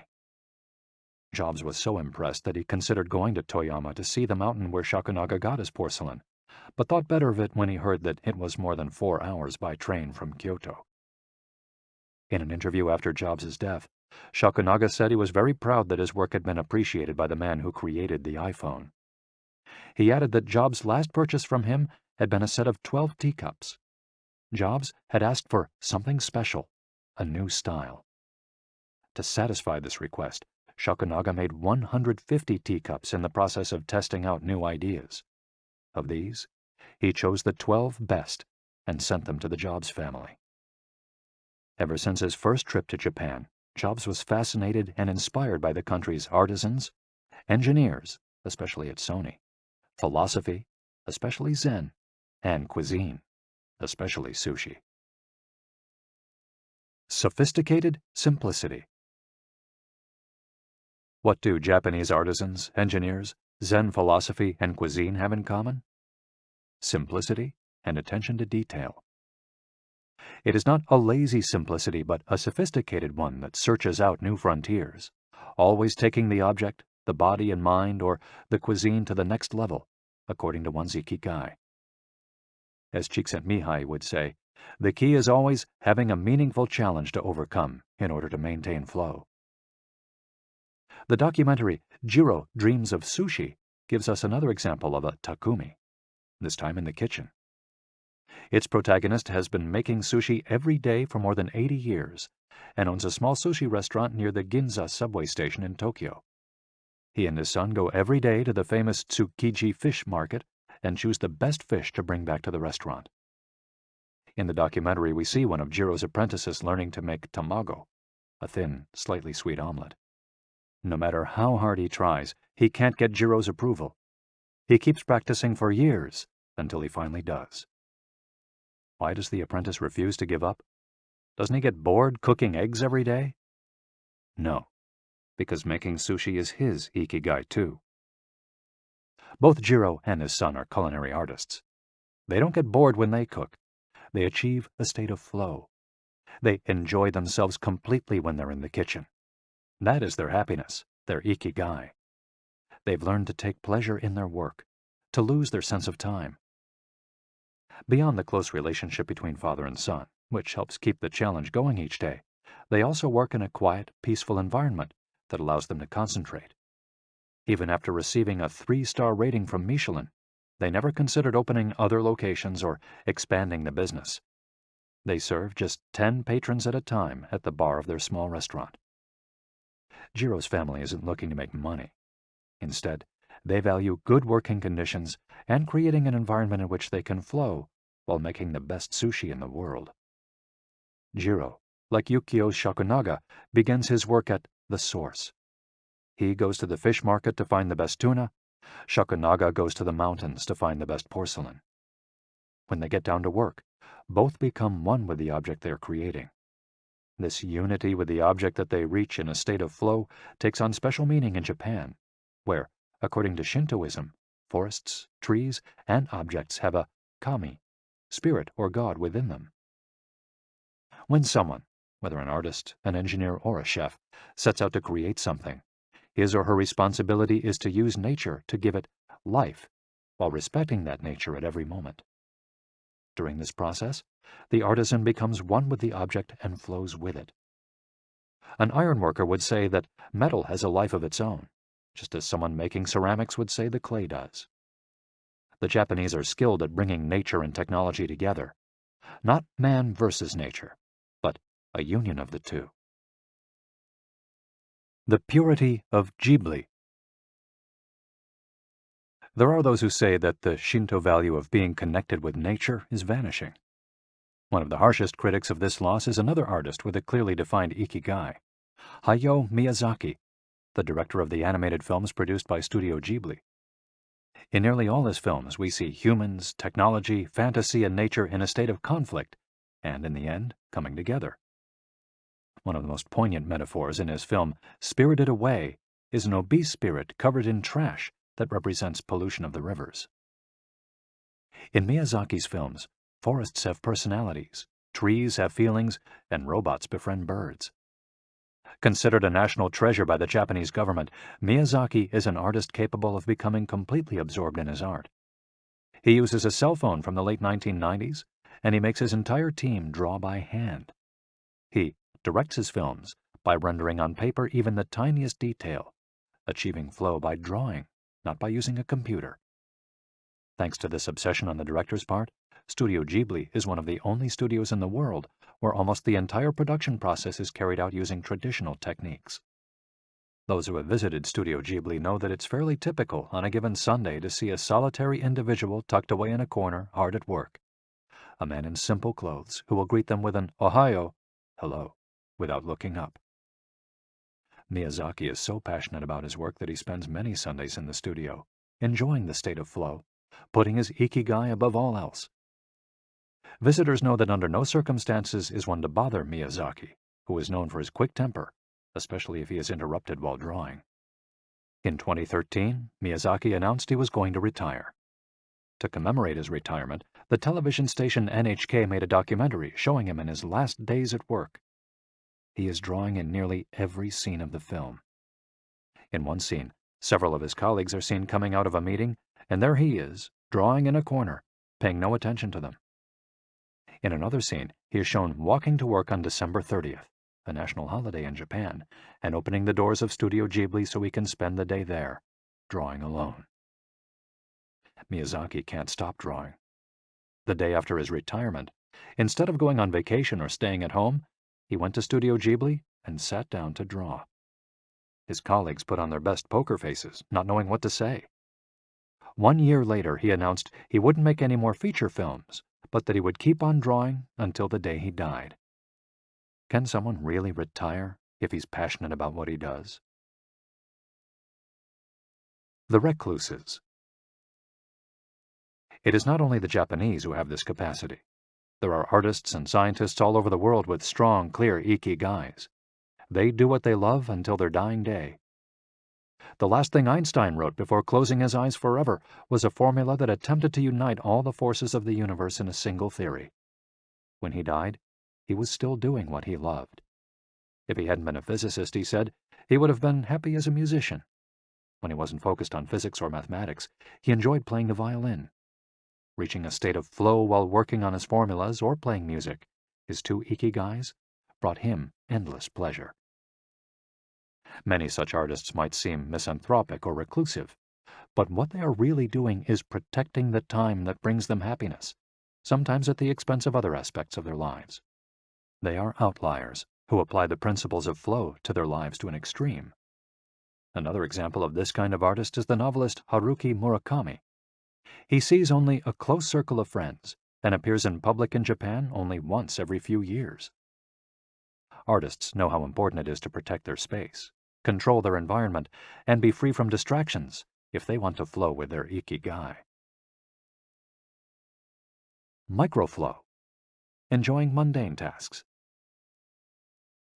But what happens when we have to, say, do the laundry, mow the lawn, or attend to paperwork? Is there a way to make these mundane tasks enjoyable? Near the Shinjuku subway station, in one of the neural centers of Tokyo, there is a supermarket that still employs elevator operators. The elevators are fairly standard and could easily be operated by the customers, but the store prefers to provide the service of someone holding the door open for you, pushing the button for your floor, and bowing as you exit. If you ask around, you'll learn that there is one elevator operator who has been doing the same job since 2004. She is always smiling and enthusiastic about her work. How is she able to enjoy such a job? Doesn't she get bored doing something so repetitive? On closer inspection, it becomes clear that the elevator operator is not just pushing buttons, but is instead performing a whole sequence of movements. She begins by greeting the customers with a song-like salutation, followed by a bow and a welcoming wave of the hand. Then she presses the elevator button with a graceful movement, as though she is a geisha offering a client a cup of tea. Csikszentmihalyi calls this microflow. We've all been bored in a class or at a conference and started doodling to keep ourselves entertained, or whistled while painting a wall. If we're not truly being challenged, we get bored and add a layer of complexity to amuse ourselves. Our ability to turn routine tasks into moments of microflow, into something we enjoy, is key to our being happy, since we all have to do such tasks. Even Bill Gates washes the dishes every night. He says he enjoys it, that it helps him relax and clear his mind, and that he tries to do it a little better each day, following an established order or set of rules he's made for himself. Plates first, forks second, and so on. It's one of his daily moments of microflow. Richard Feynman, one of the most important physicists of all time, also took pleasure in routine tasks. W. Daniel Hillis, one of the founders of the supercomputer manufacturer Thinking Machines, hired Feynman to work on the development of a computer that could handle parallel processing when he was already world famous. He says Feynman showed up on his first day of work and said, "Okay, boss, what's my assignment?" They didn't have anything prepared, so they asked him to work on a certain mathematical problem. He immediately realized they were giving him an irrelevant task to keep him busy and said, "That sounds like a bunch of baloney. Give me something real to do." So they sent him to a nearby shop to buy office supplies, and he completed his assignment with a smile on his face. When he didn't have something important to do or needed to rest his mind, Feynman dedicated himself to microflowing, say, painting the office walls. Weeks later, after visiting the Thinking Machines offices, a group of investors declared, "You have a Nobel laureate in there, painting walls and soldering circuits." Instant vacations. Getting there through meditation. Training the mind can get us to a place of flow more quickly. Meditation is one way to exercise our mental muscles. There are many types of meditation, but they all have the same objective: calming the mind, observing our thoughts and emotions, and centering our focus on a single object. The basic practice involves sitting with a straight back and focusing on your breath. Anyone can do it, and you feel a difference after just one session. By fixing your attention on the air moving in and out of your nose, you can slow the torrent of thoughts and clear your mental horizons. The Archer's Secret. The winner of the 1988 Olympic gold medal for archery was a 17-year-old woman from South Korea. When asked how she prepared, she replied that the most important part of her training was meditating for 2 hours each day. If we want to get better at reaching a state of flow, meditation is an excellent antidote to our smartphones and their notifications constantly clamoring for our attention. One of the most common mistakes among people starting to meditate is worrying about doing it right, achieving absolute mental silence or reaching nirvana. The most important thing is to focus on the journey. Since the mind is a constant swirl of thoughts, ideas, and emotions, slowing down the centrifuge, even for just a few seconds, can help us feel more rested and leave us with a sense of clarity. In fact, one of the things we learn in the practice of meditation is not to worry about anything that flits across our mental screen. The idea of killing our boss might flash into our mind, but we simply label it as a thought and let it pass like a cloud, without judging or rejecting it. It's only a thought, one of the 60,000 we have every day, according to some experts. Meditation generates alpha and theta brainwaves. For those experienced in meditation, these waves appear right away, while it might take half an hour for a beginner to experience them. These relaxing brainwaves are the ones that are activated right before we fall asleep, as we lie in the sun or right after taking a hot bath. We all carry a spa with us everywhere we go. It's just a matter of knowing how to get in, something anyone can do with a bit of practice. Humans as ritualistic beings. Life is inherently ritualistic. We could argue that humans naturally follow rituals that keep us busy. In some modern cultures, we've been forced out of our ritualistic lives to pursue goal after goal in order to be seen as successful. But throughout history, humans have always been busy. We were hunting, cooking, farming, exploring, and raising families, activities that were structured as rituals to keep us busy throughout our days. But in an unusual way, rituals still permeate daily life and business practices in modern Japan. The main religions in Japan, Confucianism, Buddhism, and Shintoism, are all ones in which the rituals are more important than absolute rules. When doing business in Japan, process, manners, and how you work on something is more important than the final results. Whether this is good or bad for the economy is beyond the scope of this audiobook.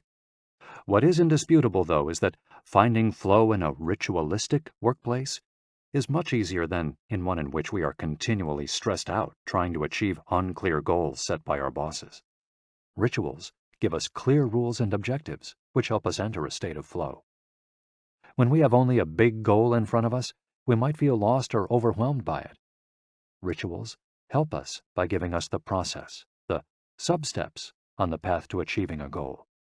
When confronted with a big goal, try to break it down into parts, and then attack each part one by one.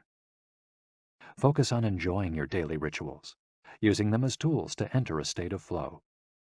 Don't worry about the outcome. It will come naturally. Happiness is in the doing, not in the result. As a rule of thumb, remind yourself, rituals over goals. The happiest people are not the ones who achieve the most. They're the ones who spend more time than others in a state of flow. Using flow to find your ikigai. After hearing this chapter, you should have a better idea of which activities in your life make you enter flow. Write all of them on a piece of paper. Then, ask yourself 3 questions. What do the activities that drive you to flow have in common? Why do these activities drive you to flow? For example, are all the activities you most like doing ones that you practice alone or with other people? Do you flow more when doing things that require you to move your body, or just to think? In the answers to these questions, you might find the underlying ikigai that drives your life. If you don't, then keep searching by going deeper into what you like by spending more of your time in the activities that make you flow. Also, try new things that are not on the list of what makes you flow, but that are similar and that you're curious about. For example, if photography is something that drives you into flow, you could also try painting. You might even like it more. Or if you love snowboarding and have never tried surfing, flow is mysterious. It's like a muscle. The more you train it, the more you will flow, and the closer you'll be to your ikigai.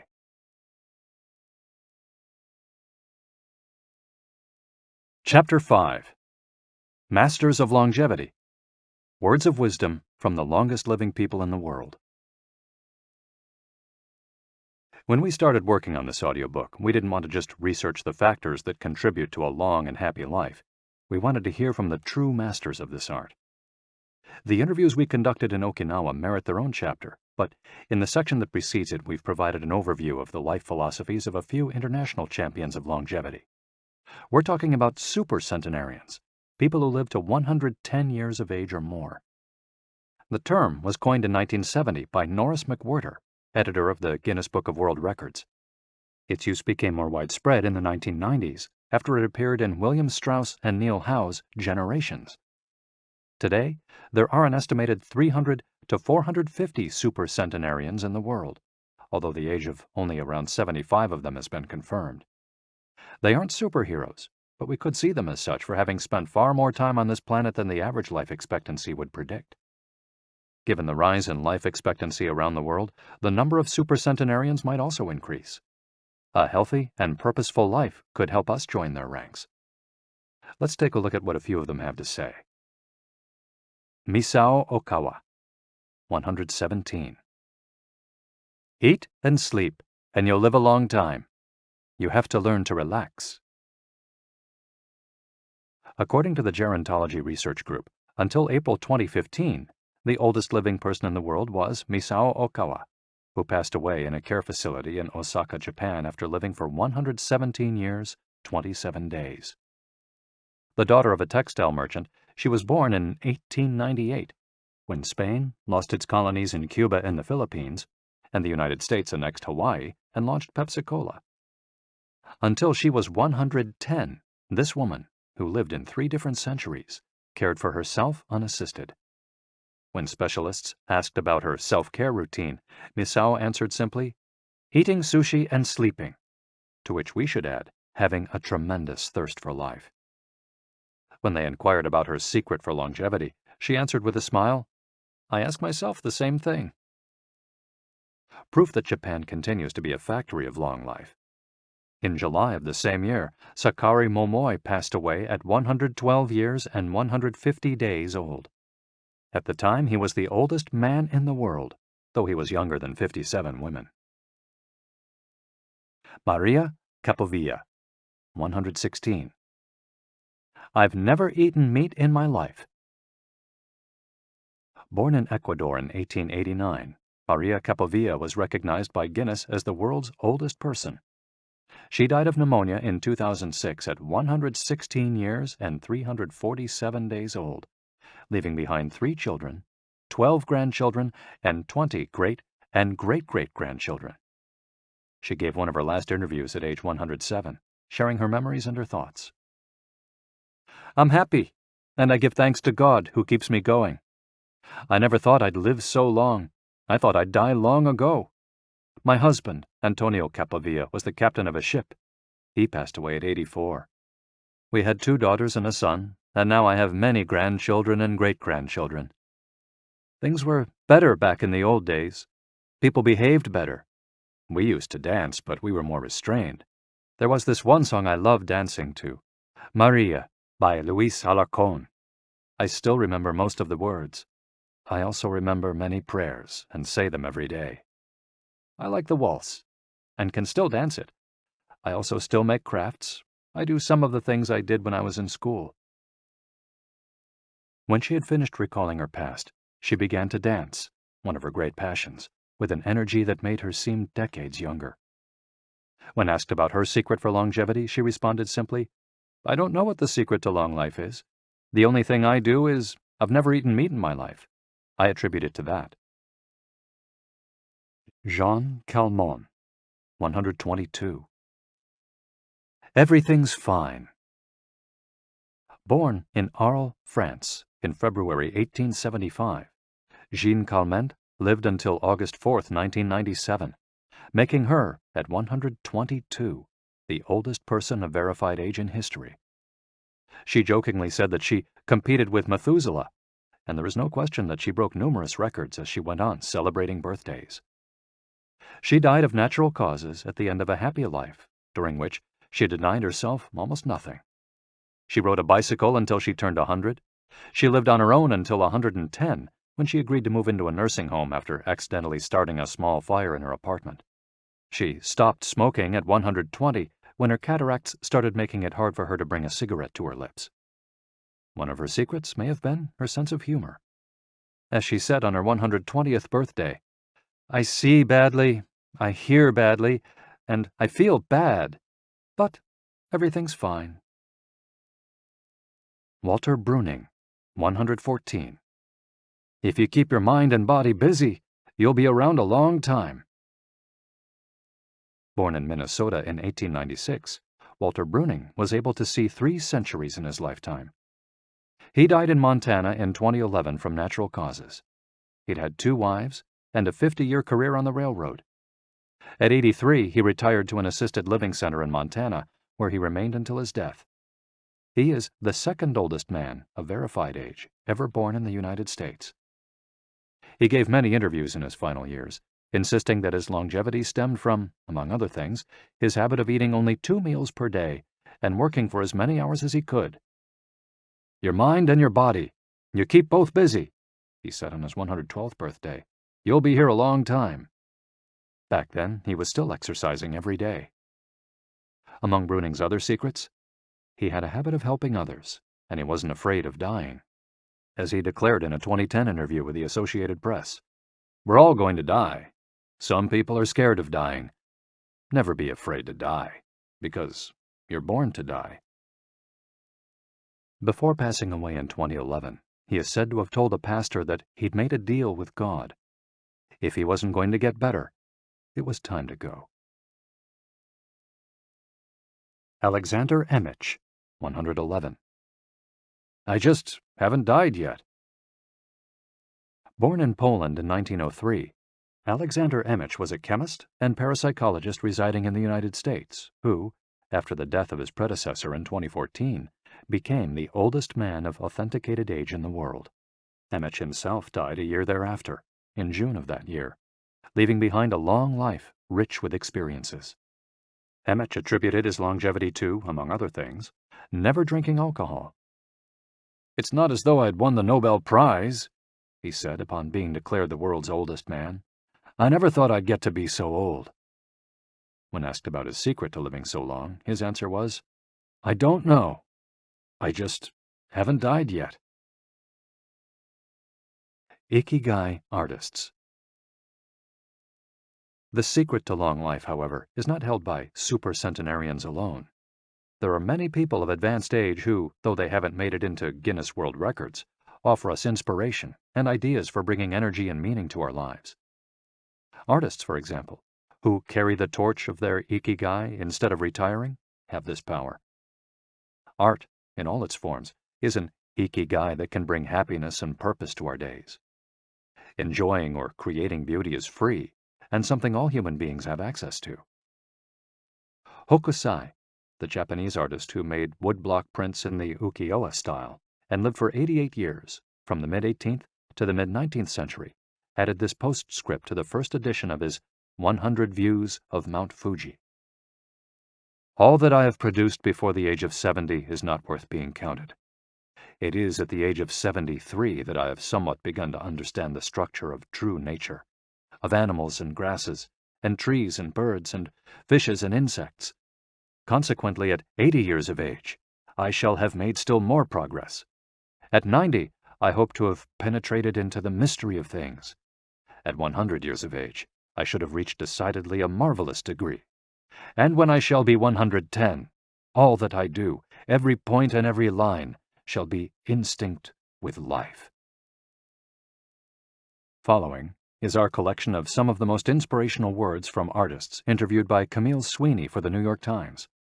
Of those still living, none have retired, and all still enjoy their passion, which they plan to pursue until their final breath, demonstrating that when you have a clear purpose, no one can stop you. The actor Christopher Plummer, still working at 86, reveals a dark desire shared by many who love the profession. "We want to drop dead on stage.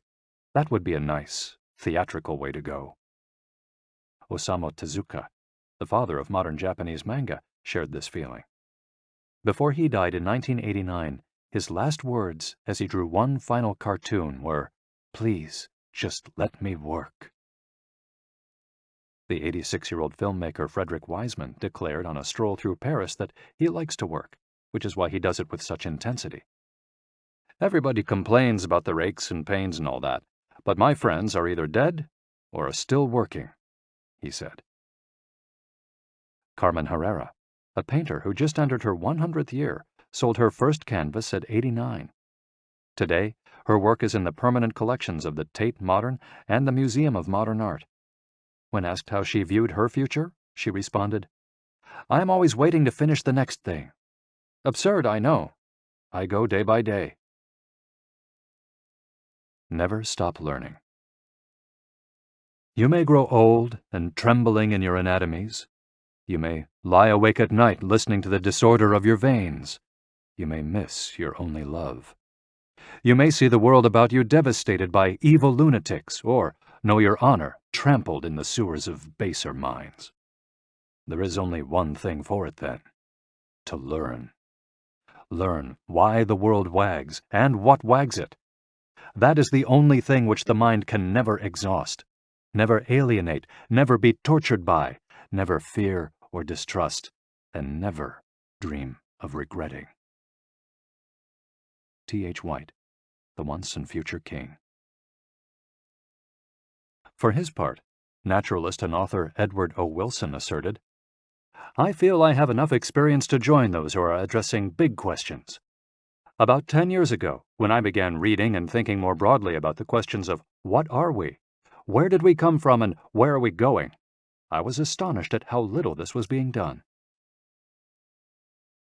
Ellsworth Kelly, an artist who passed away in 2015 at the age of 92, assured us that the idea that we lose our faculties with age is, in part, a myth, because instead we develop a greater clarity and capacity for observation. It's one thing about getting older. You see more. Every day, I'm continuing to see new things. That's why there are new paintings. At age 86, the architect Frank Gehry reminds us that some buildings can take 7 years, from the time you're hired until you're finished, a fact that favors a patient attitude with regard to the passage of time. The man responsible for the Guggenheim Museum Bilbao, however, knows how to live in the here and now. You stay in your time. You don't go backward. I think if you relate to the time you're in, you keep your eyes and ears open, read the paper, see what's going on, stay curious about everything, you'll automatically be in your time. Longevity in Japan. Because of its robust civil registry, many of those verified as having lived the longest are found in the United States. However, there are many centenarians living in remote villages in other countries. A peaceful life in the countryside seems pretty common among people who have watched a century pass. Without question, the international superstar of longevity is Japan, which has the highest life expectancy of any country in the world. In addition to a healthy diet, which we will explore in detail, and an integrated healthcare system in which people go to the doctor for regular checkups to prevent disease, longevity in Japan is closely tied to its culture, as we'll see later on. The sense of community and the fact that Japanese people make an effort to stay active until the very end are key elements of their secret to long life.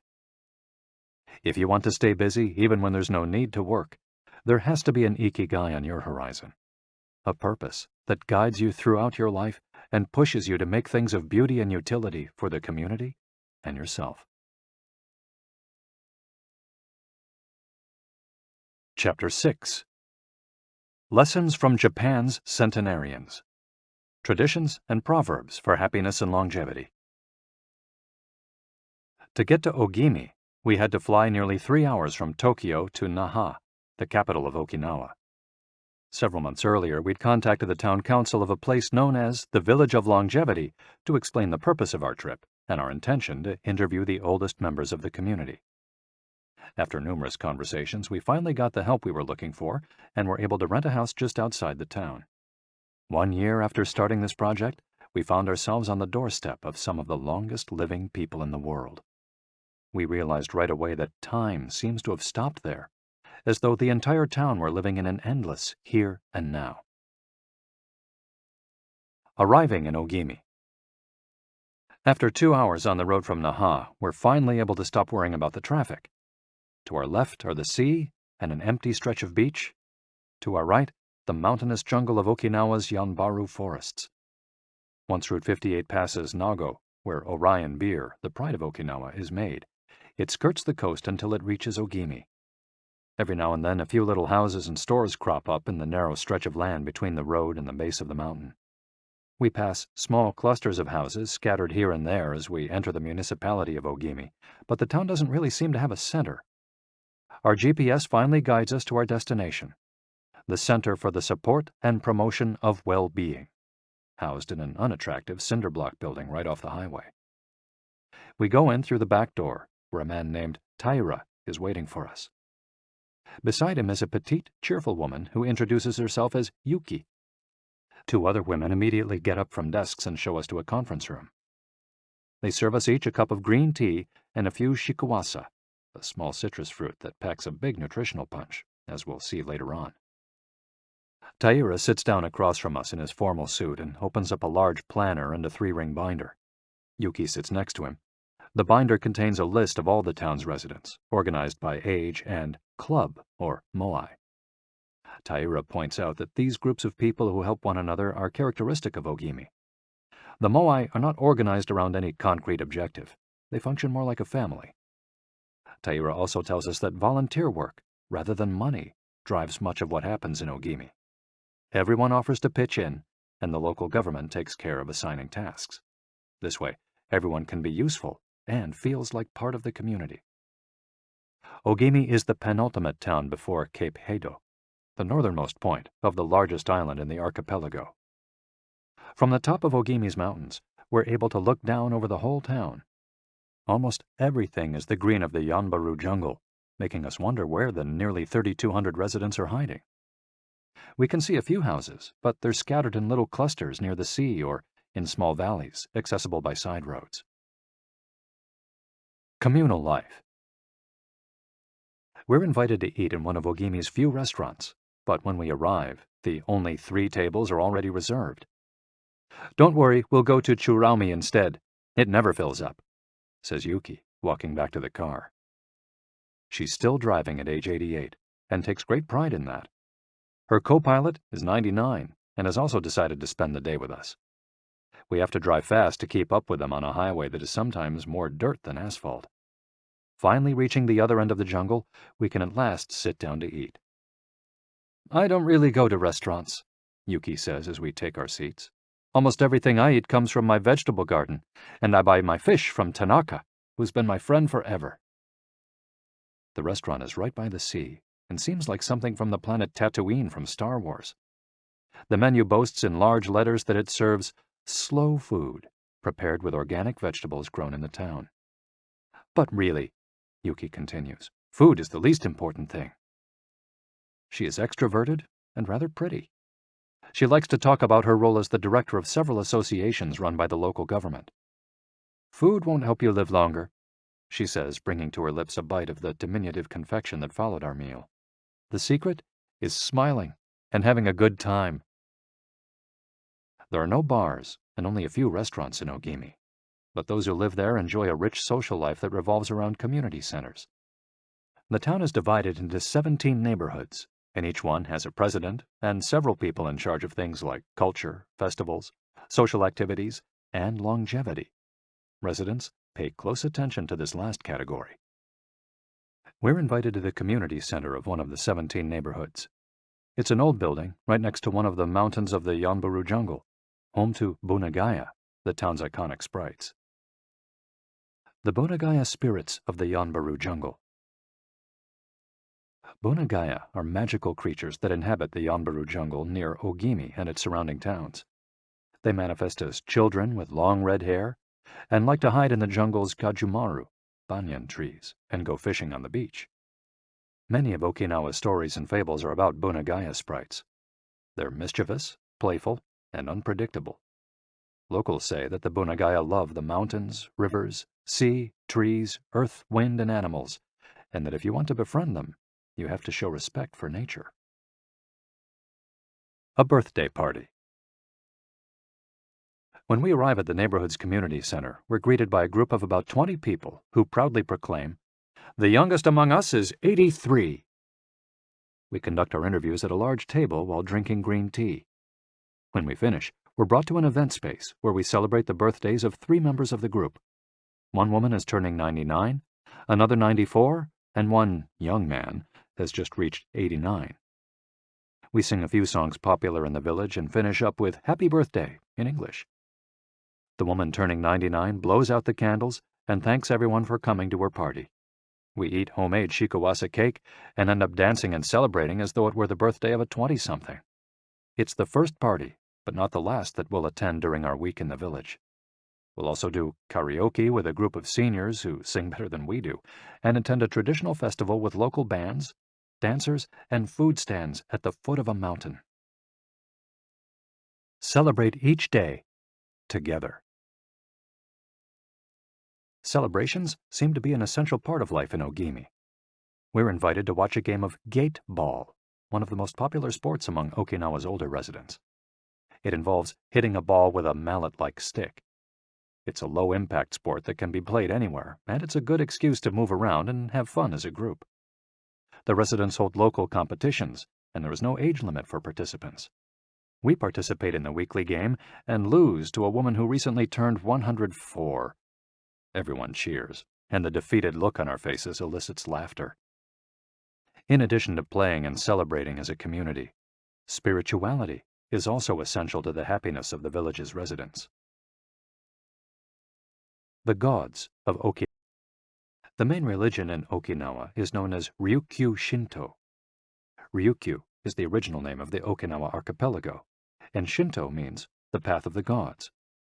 Ryukyu Shinto combines elements of Chinese Taoism, Confucianism, Buddhism, and Shintoism with shamanistic and animistic elements. According to this ancient faith, the world is populated by an infinite number of spirits divided into several types: spirits of the home, of the forest, of the trees, and of the mountains. It's important to appease these spirits through rituals and festivals, and by consecrating sacred grounds.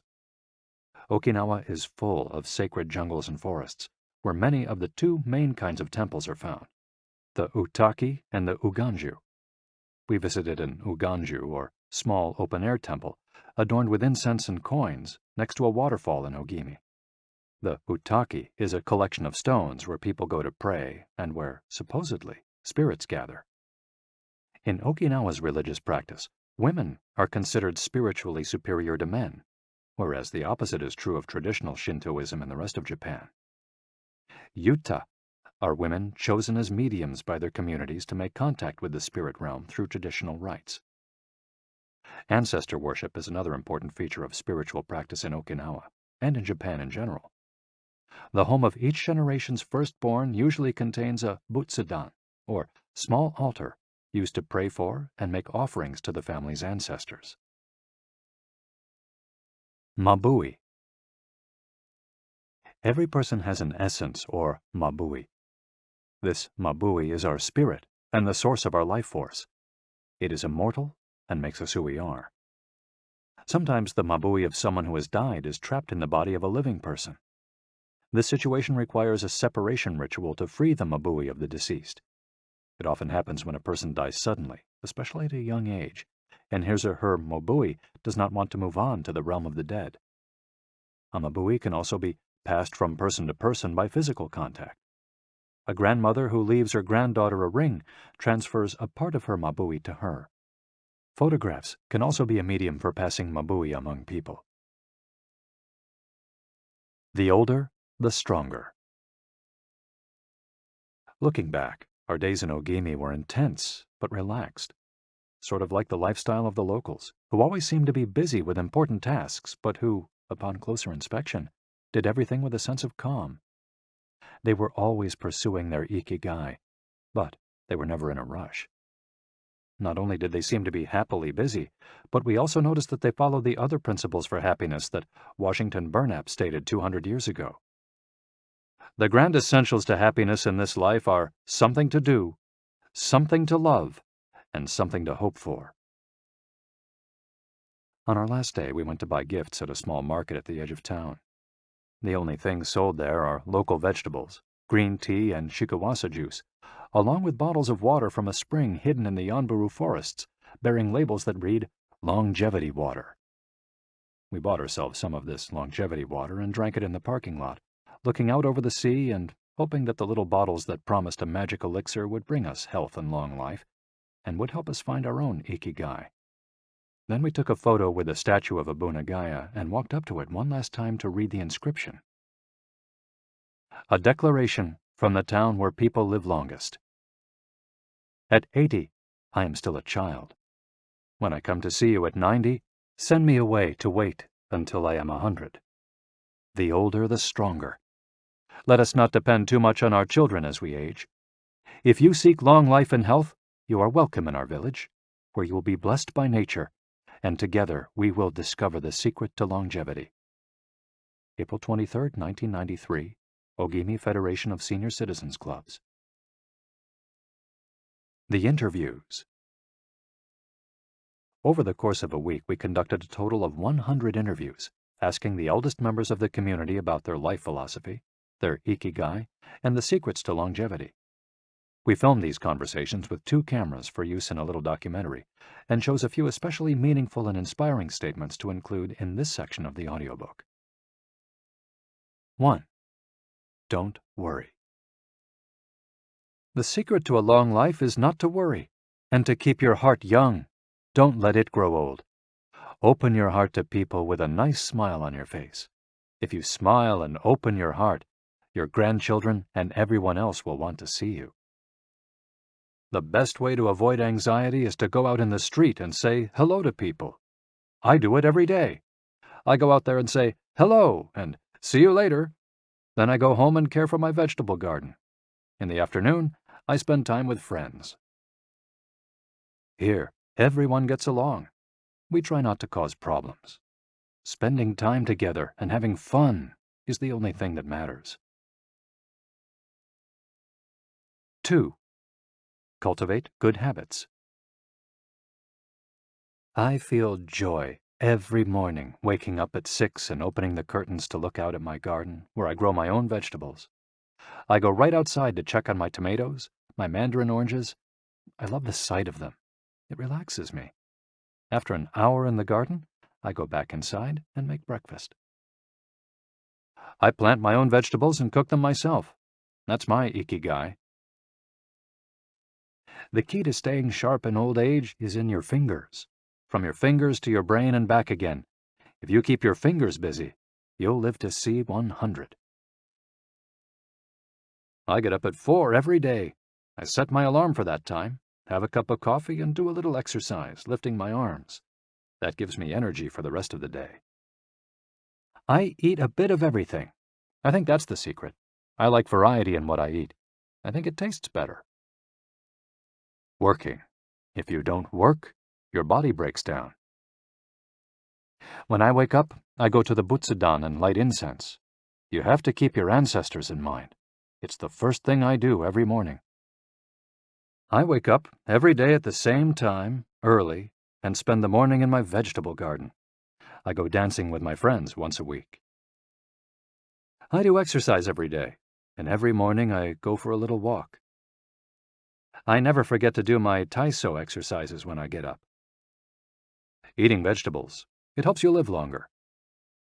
To live a long time, you need to do 3 things. Exercise to stay healthy, eat well, and spend time with people. 3. Nurture your friendships every day. Getting together with my friends is my most important ikigai. We all get together here and talk. It's very important. I always know I'll see them all here tomorrow, and that's one of my favorite things in life.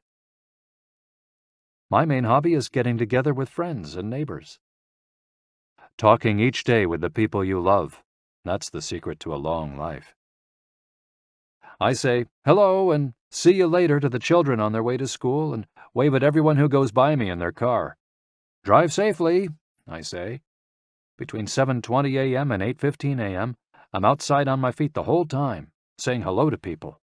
Once everyone's gone, I go back inside.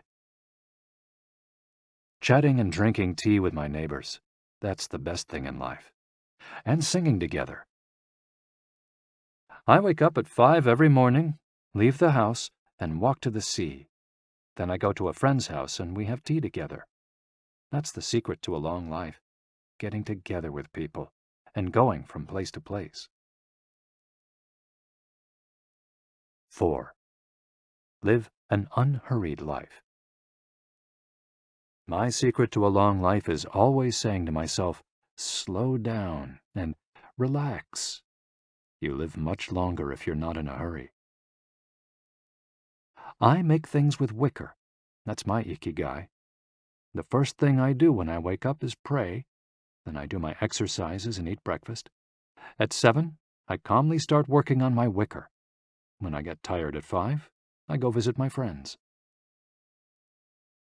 Doing many different things every day. Always staying busy but doing one thing at a time without getting overwhelmed. The secret to long life is going to bed early, waking up early, and going for a walk. Living peacefully and enjoying the little things. getting along with your friends, spring, summer, fall, winter, enjoying each season happily. 5. Be optimistic.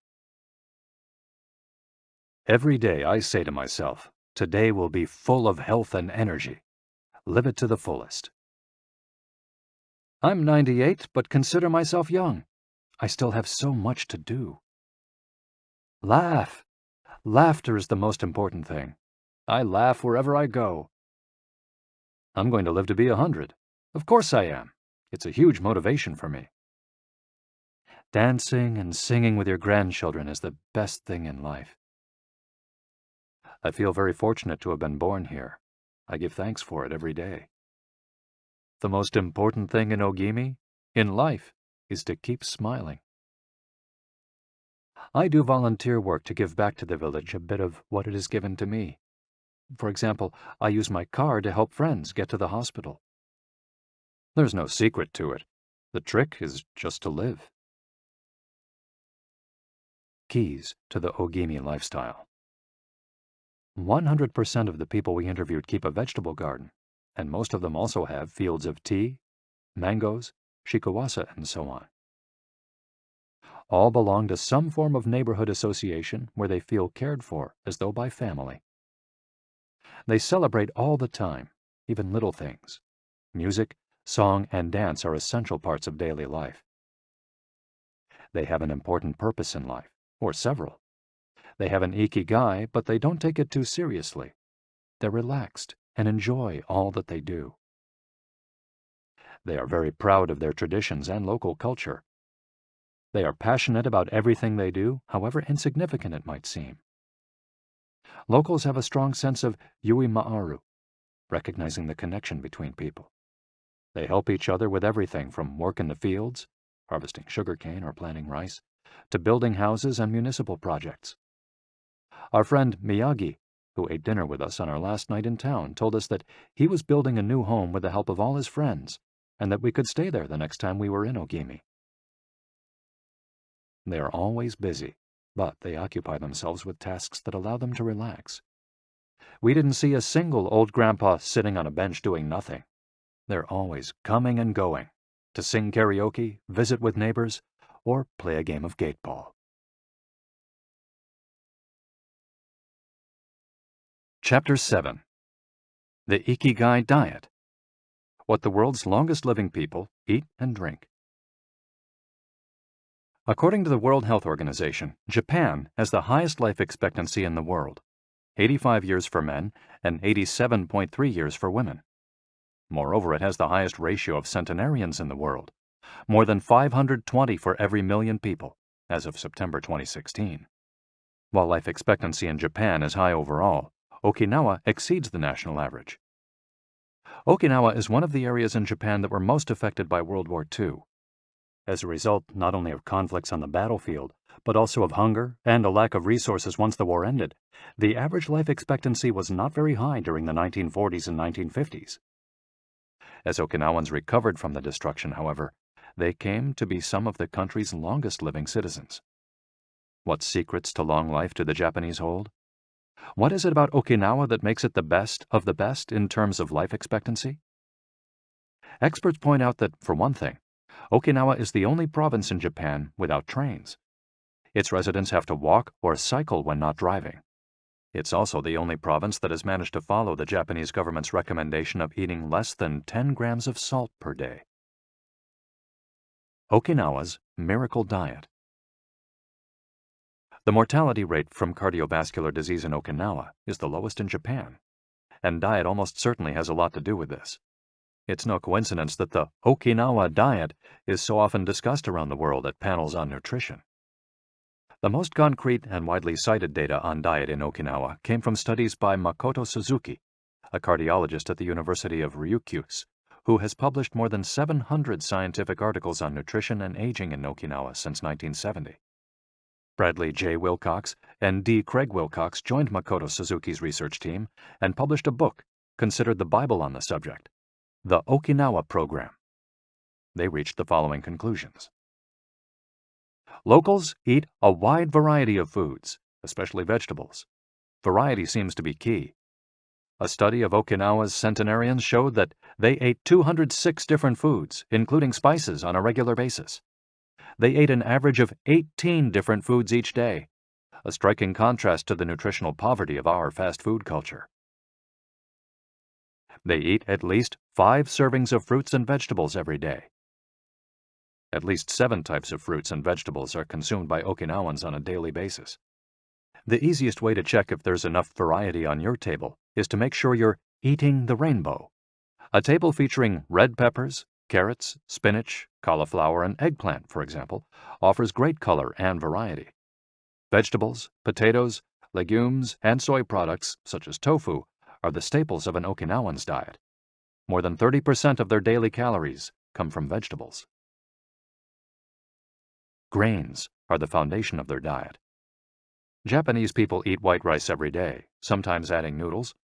Rice is the primary food in Okinawa as well. They rarely eat sugar. And if they do, it's cane sugar. We drove through several sugarcane fields every morning on our way to Ogimi, and even drank a glass of cane juice at Nakijin Castle. Beside the stall selling the juice was a sign describing the anti-carcinogenic benefits of sugarcane. In addition to these basic dietary principles, Okinawans eat fish an average of 3 times per week. Unlike in other parts of Japan, the most frequently consumed meat is pork, though locals eat it only once or twice per week. Along these lines, Makoto Suzuki's studies indicate the following. Okinawans consume, in general, 1/3 as much sugar as the rest of Japan's population, which means that sweets and chocolate are much less a part of their diet. They also eat practically half as much salt as the rest of Japan, 7 grams per day compared to an average of 12. They consume fewer calories, an average of 1,785 per day, compared to 2,068 in the rest of Japan. In fact, low caloric intake is common among the 5 blue zones. Hara Hachi Bu. This brings us back to the 80% rule we mentioned in the first chapter, a concept known in Japanese as Hara Hachi Bu. It's easy to do. When you notice you're almost full but could have a little more, just stop eating. One easy way to start applying the concept of Hara Hachi Bu is to skip dessert, or to reduce portion size. The idea is to still be a little bit hungry when you finish. This is why portion size tends to be much smaller in Japan than in the West. Food isn't served as appetizers, main courses, and dessert. Instead, it's much more common to see everything presented at once on small plates. One with rice, another with vegetables, a bowl of miso soup, and something to snack on. Serving food on many small plates makes it easier to avoid eating too much and facilitates the varied diet discussed at the beginning of this chapter. Hara Hachi Bu is an ancient practice. The 12th century book on Zen Buddhism, Zazen Youjinki, recommends eating 2/3 as much as you might want to.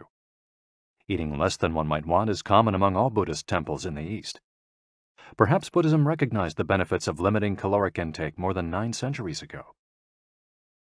So, eat less to live longer? Few would challenge this idea. Without taking it to the extreme of malnutrition, of course, eating fewer calories than our bodies ask for seems to increase longevity.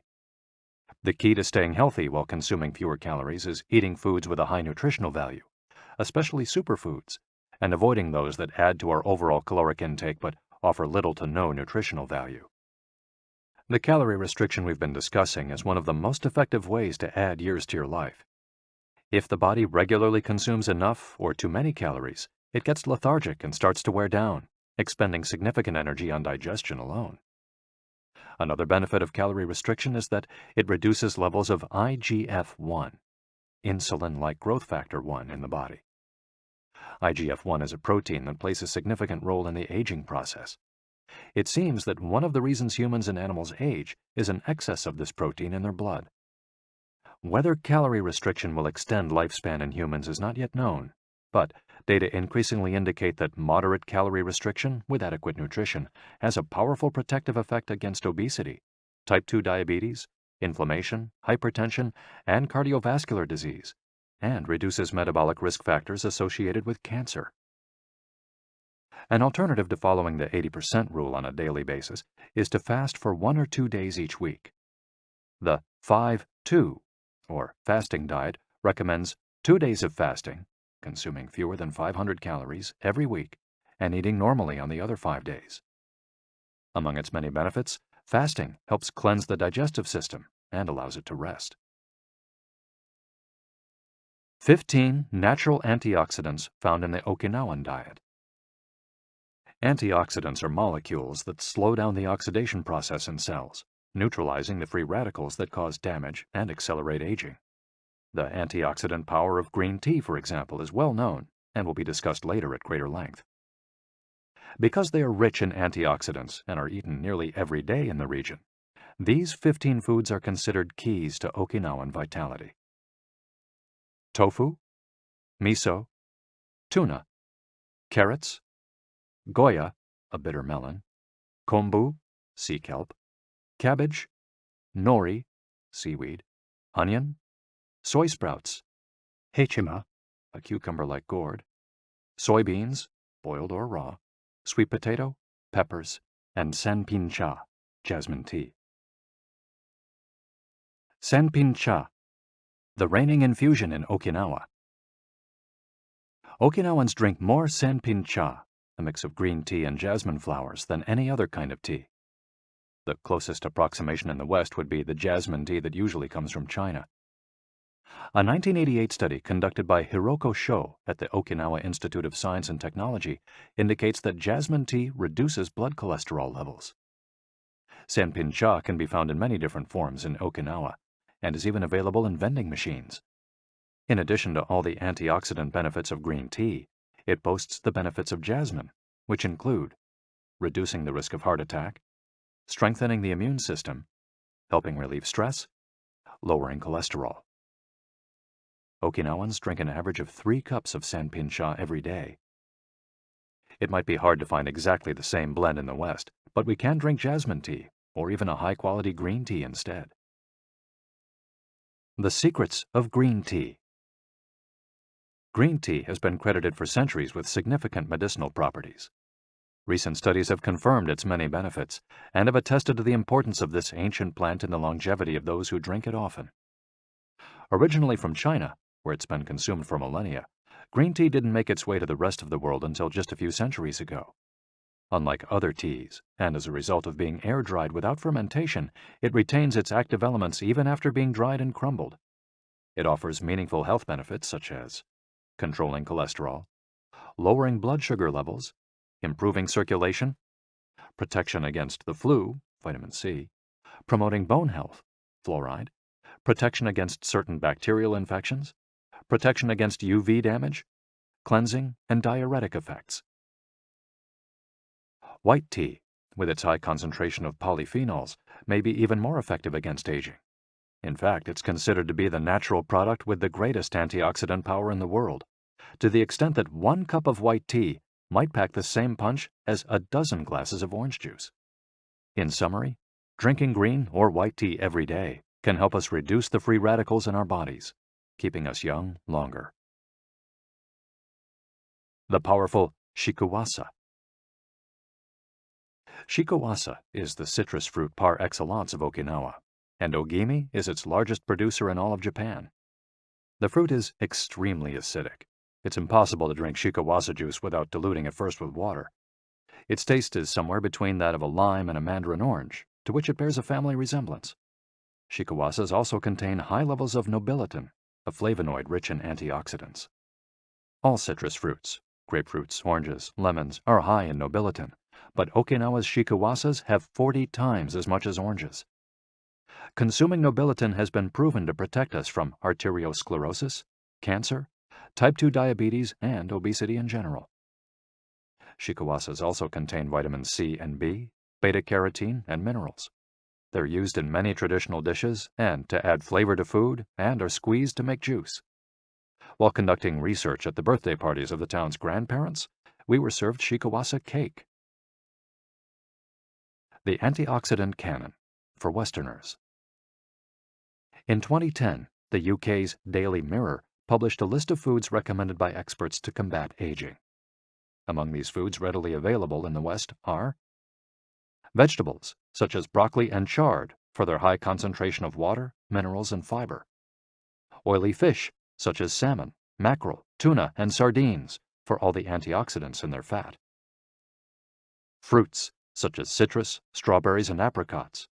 They're an excellent source of vitamins and help eliminate toxins from the body. Berries, such as blueberries and goji berries. They're rich in phytochemical antioxidants. Dried fruits, which contain vitamins and antioxidants and give you energy. Grains, such as oats and wheat, which give you energy and contain minerals. Olive oil, for its antioxidant effects that show in your skin. Red wine, in moderation, for its antioxidant and vasodilatory properties. Foods that should be eliminated are refined sugar and grains, processed baked goods, and prepared foods, along with cow's milk and all its derivatives. Following this diet will help you feel younger and slow the process of premature aging. Chapter 8. Gentle Movements, Longer Life. Exercises from the East that promote health and longevity. Studies from the Blue Zone suggest that the people who live the longest are not the ones who do the most exercise, but rather the ones who move the most. When we visited Ogimi, the village of longevity, we discovered that even people over 80 and 90 years old are still highly active. They don't stay at home looking out the window or reading the newspaper. Ogimi's residents walk a lot, do karaoke with their neighbors, get up early in the morning, and as soon as they've had breakfast, or even before, head outside to weed their gardens. They don't go to the gym or exercise intensely, but they almost never stop moving in the course of their daily routines. As easy as getting out of your chair. Metabolism slows down 90% after 30 minutes of sitting. The enzymes that move the bad fat from your arteries to your muscles, where it can get burned off, slow down. And after 2 hours, good cholesterol drops 20%. Just getting up for 5 minutes is going to get things going again. These things are so simple they're almost stupid, says Gavin Bradley in a 2015 interview with Bridget Schulte for The Washington Post. Bradley is one of the preeminent experts on the subject, and the director of an international organization dedicated to building awareness of how detrimental sitting all the time can be to our health. If we live in a city, we might find it hard to move in natural and healthy ways every day, but we can turn to exercises that have proven for centuries to be good for the body. The Eastern disciplines for bringing body, mind, and soul into balance have become quite popular in the West, but in their countries of origin, they've been used for ages to promote health. Yoga, originally from India, though very popular in Japan, and China's Qigong and Tai Chi, among other disciplines, seek to create harmony between a person's body and mind so they can face the world with strength, joy, and serenity. They're touted as elixirs of youth, and science has endorsed the claim. These gentle exercises offer extraordinary health benefits and are particularly appropriate for older individuals who have a harder time staying fit. Tai Chi has been shown, among other things, to slow the development of osteoporosis and Parkinson's disease, to increase circulation, and to improve muscle tone and flexibility. Its emotional benefits are just as important. It's a great shield against stress and depression. You don't need to go to the gym for an hour every day or run marathons. As Japanese centenarians show us, all you need is to add movement to your day. Practicing any of these Eastern disciplines on a regular basis is a great way to do so. An added benefit is that they all have well-defined steps, and as we heard in Chapter 4, disciplines with clear rules are good for flow. If you don't like any of these disciplines, feel free to choose a practice that you love and that makes you move. Following, we'll take a look at some of the practices that promote health and longevity. But first, a little appetizer, a singularly Japanese exercise for starting your day. Radio Taiso. This morning warm-up has been around since before World War II. The radio part of its name is from when the instructions for each exercise were transmitted over the radio, but today people usually do these movements while tuned to a television channel or internet video demonstrating the steps. One of the main purposes of doing Radio Taiso is to promote a spirit of unity among participants. The exercises are always done in groups, usually in schools before the start of classes, and in businesses before the workday begins. Statistics show that 30% of Japanese practice Radio Taiso for a few minutes every morning. But Radio Taiso is one thing that almost everyone we interviewed in Ogimi had in common. Even the residents of the nursing home we visited dedicated at least 5 minutes every day to doing it, though some did the exercises from their wheelchairs. We joined them on their daily practice, and we felt refreshed for the rest of the day. When these exercises are done in a group, it's usually on a sports field or in a large reception hall, and typically involves some kind of loudspeaker. The exercises take 5 or 10 minutes, depending on whether you do all or only some of them. They focus on dynamic stretching and increasing joint mobility. One of the most iconic Radio Taiso exercises consists of simply raising your arms above your head and then bringing them down in a circular motion. It's a tool to wake up the body, an easy mobility workout that is low in intensity and that focuses on exercising as many joints as possible. It might seem basic, but in our modern lives, we can spend days without raising our arms above our ears. Think about it. Our arms are down when using computers, when using smartphones, when reading books. One of the few times we raise our hands over our heads is when reaching for something in a cupboard or closet, while our ancestors were raising their hands over their heads all the time when gathering things from trees. Radio Taiso helps us to practice all the basic movements of the body. Yoga. Popular in Japan as well as in the West, yoga can be done by almost anyone. Some of its poses have even been adapted for pregnant women and practitioners with physical disabilities. Yoga comes from India, where it was developed millennia ago to unite our mental and physical elements. The word yoga itself comes from the Sanskrit term for yoke, which refers to the crosspiece that binds draft animals to one another and to the cart they're pulling. Yoga strives to unite body and mind in the same way, guiding us toward a healthy lifestyle in harmony with the world around us. The main objectives of yoga are to bring us closer to our human nature, mental and physical purification, to bring us closer to the divine. Styles of yoga.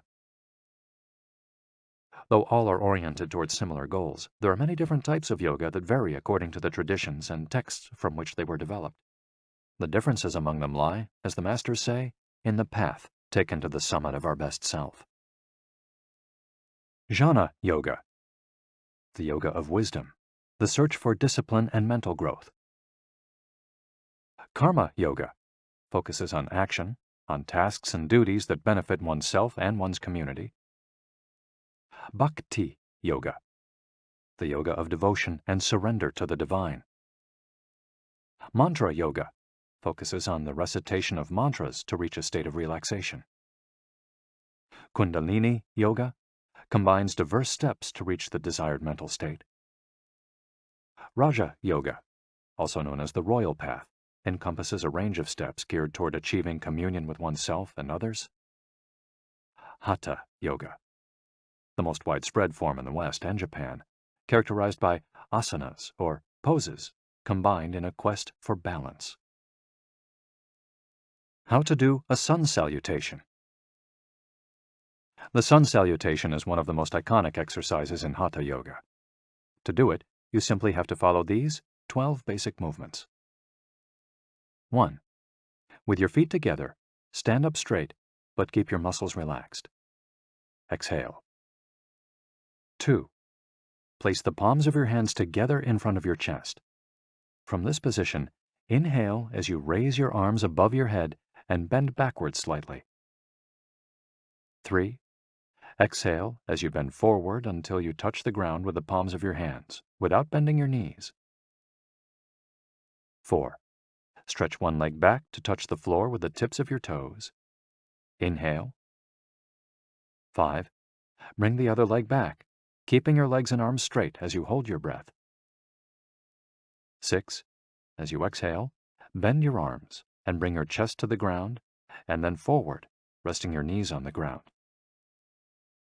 7. Straighten your arms and bend your spine back, keeping the lower half of your body on the ground. Inhale. 8. With your hands and feet on the ground, lift your hips until your arms and legs are straight and your body forms an upside-down V. Exhale throughout the movement. 9. Bring forward the same leg you'd stretched back earlier and bend it so that your knee and foot are aligned under your head and between your hands. Inhale. 10. Exhale as you bring your back foot forward and straighten your legs, keeping your hands on the ground as in posture 3. 11.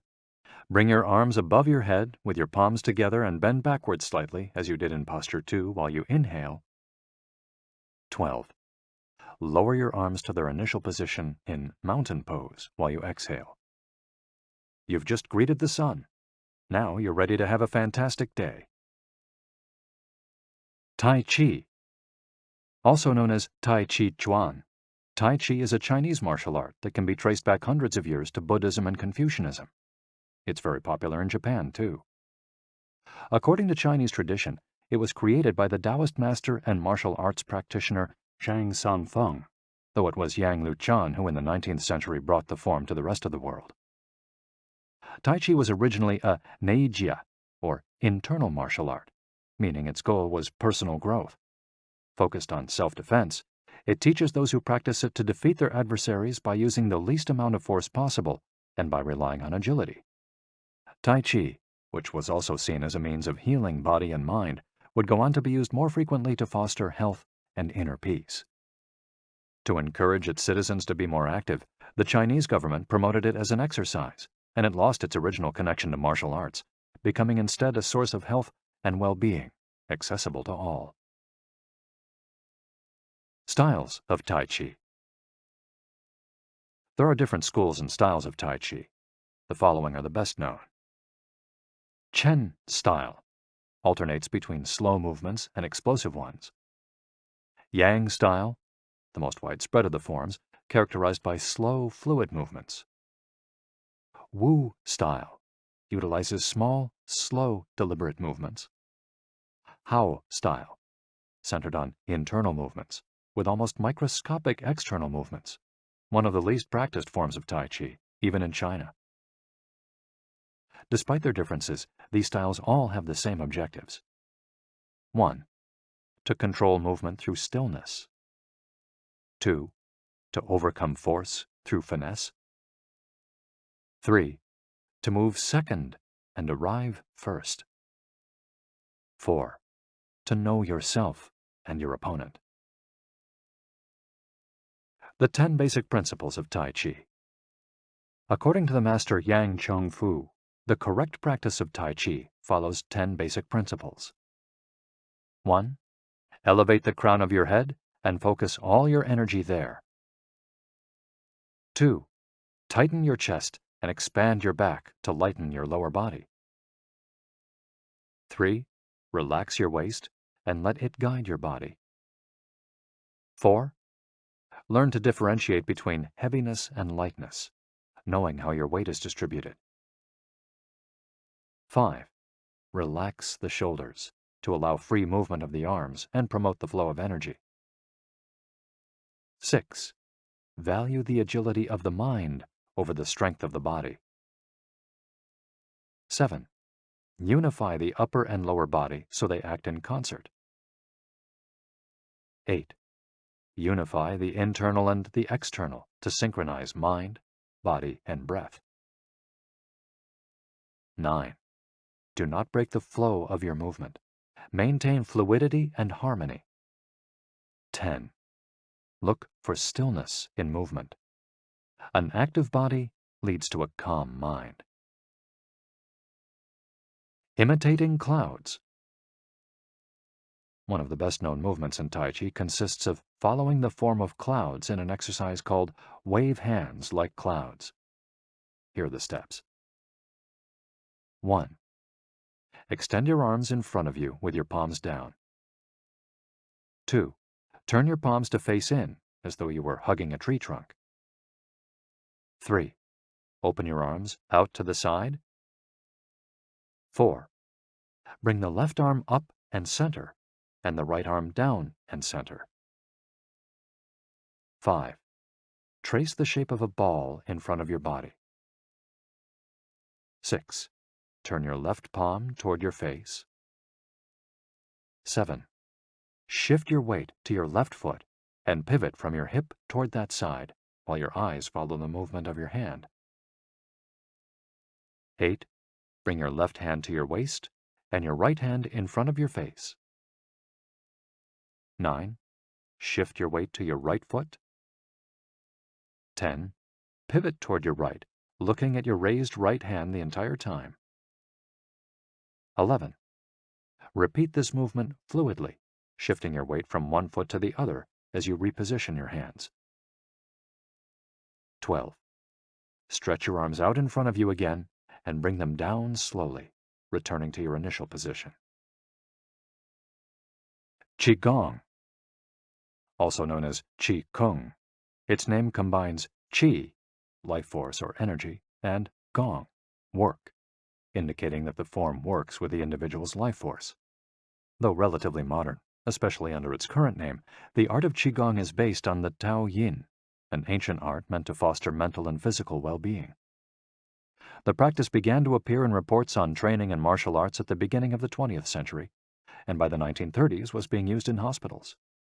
The Chinese government later popularized it, as it had done with Tai Chi. Qigong involves static and dynamic physical exercises that stimulate respiration in a standing, seated, or reclined position. There are many different styles of Qigong, but all of them seek to strengthen and regenerate Qi. Though its movements are typically gentle, the practice is intense. Benefits of Qigong. According to numerous international scientific studies, Qigong, like Tai Chi and yoga, offers significant health benefits.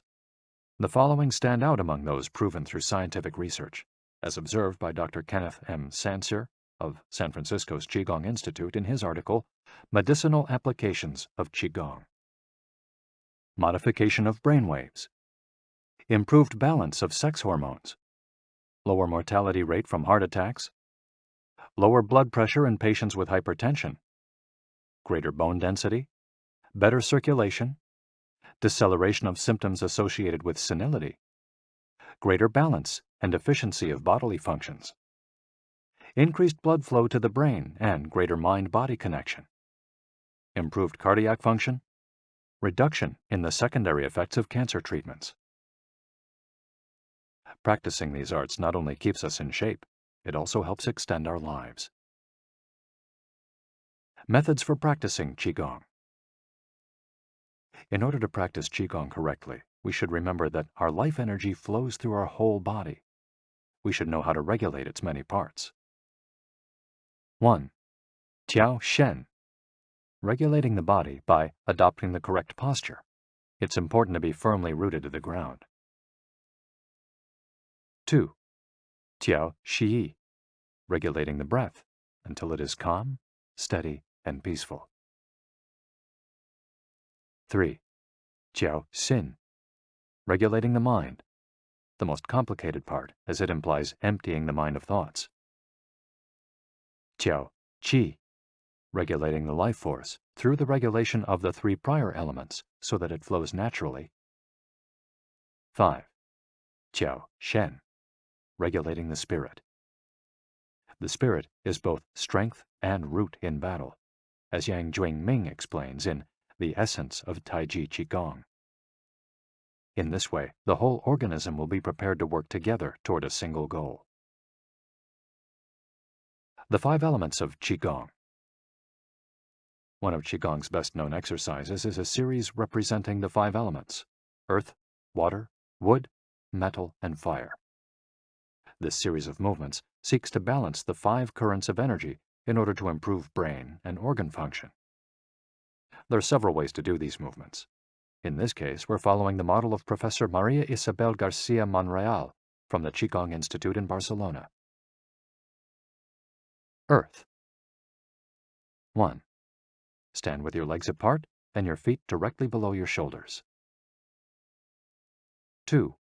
Turn your feet outwards slightly to straighten the posture. 3. Keep your shoulders relaxed and down and your arms loose at your sides, slightly away from your body. This is the Wu Qi, or rooted posture. 4. As you inhale, raise your arms in front of you until your hands are level with your shoulders, your palms facing down. 5. Exhale as you bend your knees and bring your arms down until your hands are level with your stomach, your palms facing in. 6. Hold this position for a few seconds, focusing on your breath. Water. Starting from earth posture, bend your knees into a squat, keeping your chest upright and exhaling throughout.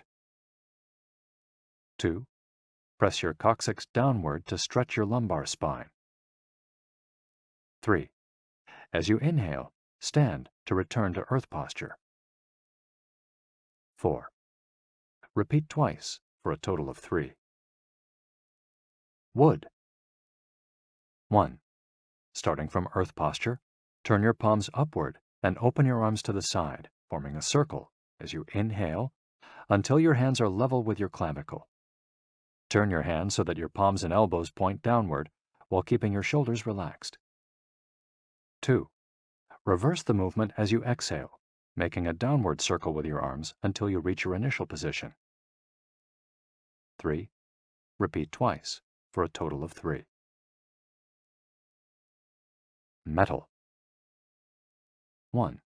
Starting from earth posture, raise your arms until your hands are level with your sternum. 2. Turn your palms toward each other, about 4 inches apart, with your fingers relaxed and slightly separated, pointing upward. 3. As you inhale, move your hands away from each other until they are shoulder-width apart. 4. As you exhale, bring your hands toward each other until they are back in position 2. 5. Repeat twice for a total of 3, observing the concentration of energy as you bring your hands together in front of your lungs. Fire. 1. Starting from earth posture, bring your hands level with your heart as you inhale, with one hand slightly above the other and your palms facing each other. 2. Rotate your hands to feel the energy of your heart. 3. Turn from your waist gently to the left, keeping your torso relaxed and your forearms parallel to the ground. 4. With your palms still facing each other, separate your hands, bringing one up until it is level with your shoulder and the other down in front of your abdomen. 5. Turn from your waist gently to the right, keeping your torso relaxed and your forearms parallel to the ground. 6. As you exhale, let your hands come back together in front of your heart. 7. With your palms still facing each other, separate your hands, bringing one up until it is level with your shoulder and the other down in front of your abdomen. Completing the series. 1. Starting from earth posture, inhale as you bring your hands level with your shoulders, palms facing down. 2.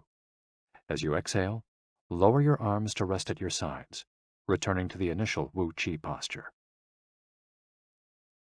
Shiatsu. Created in Japan in the early 20th century, principally for the treatment of arthritis, shiatsu also works on energy flow through the application of pressure with the thumbs and the palms of the hands. In combination with stretching and breathing exercises, it seeks to create equilibrium among the different elements of the body.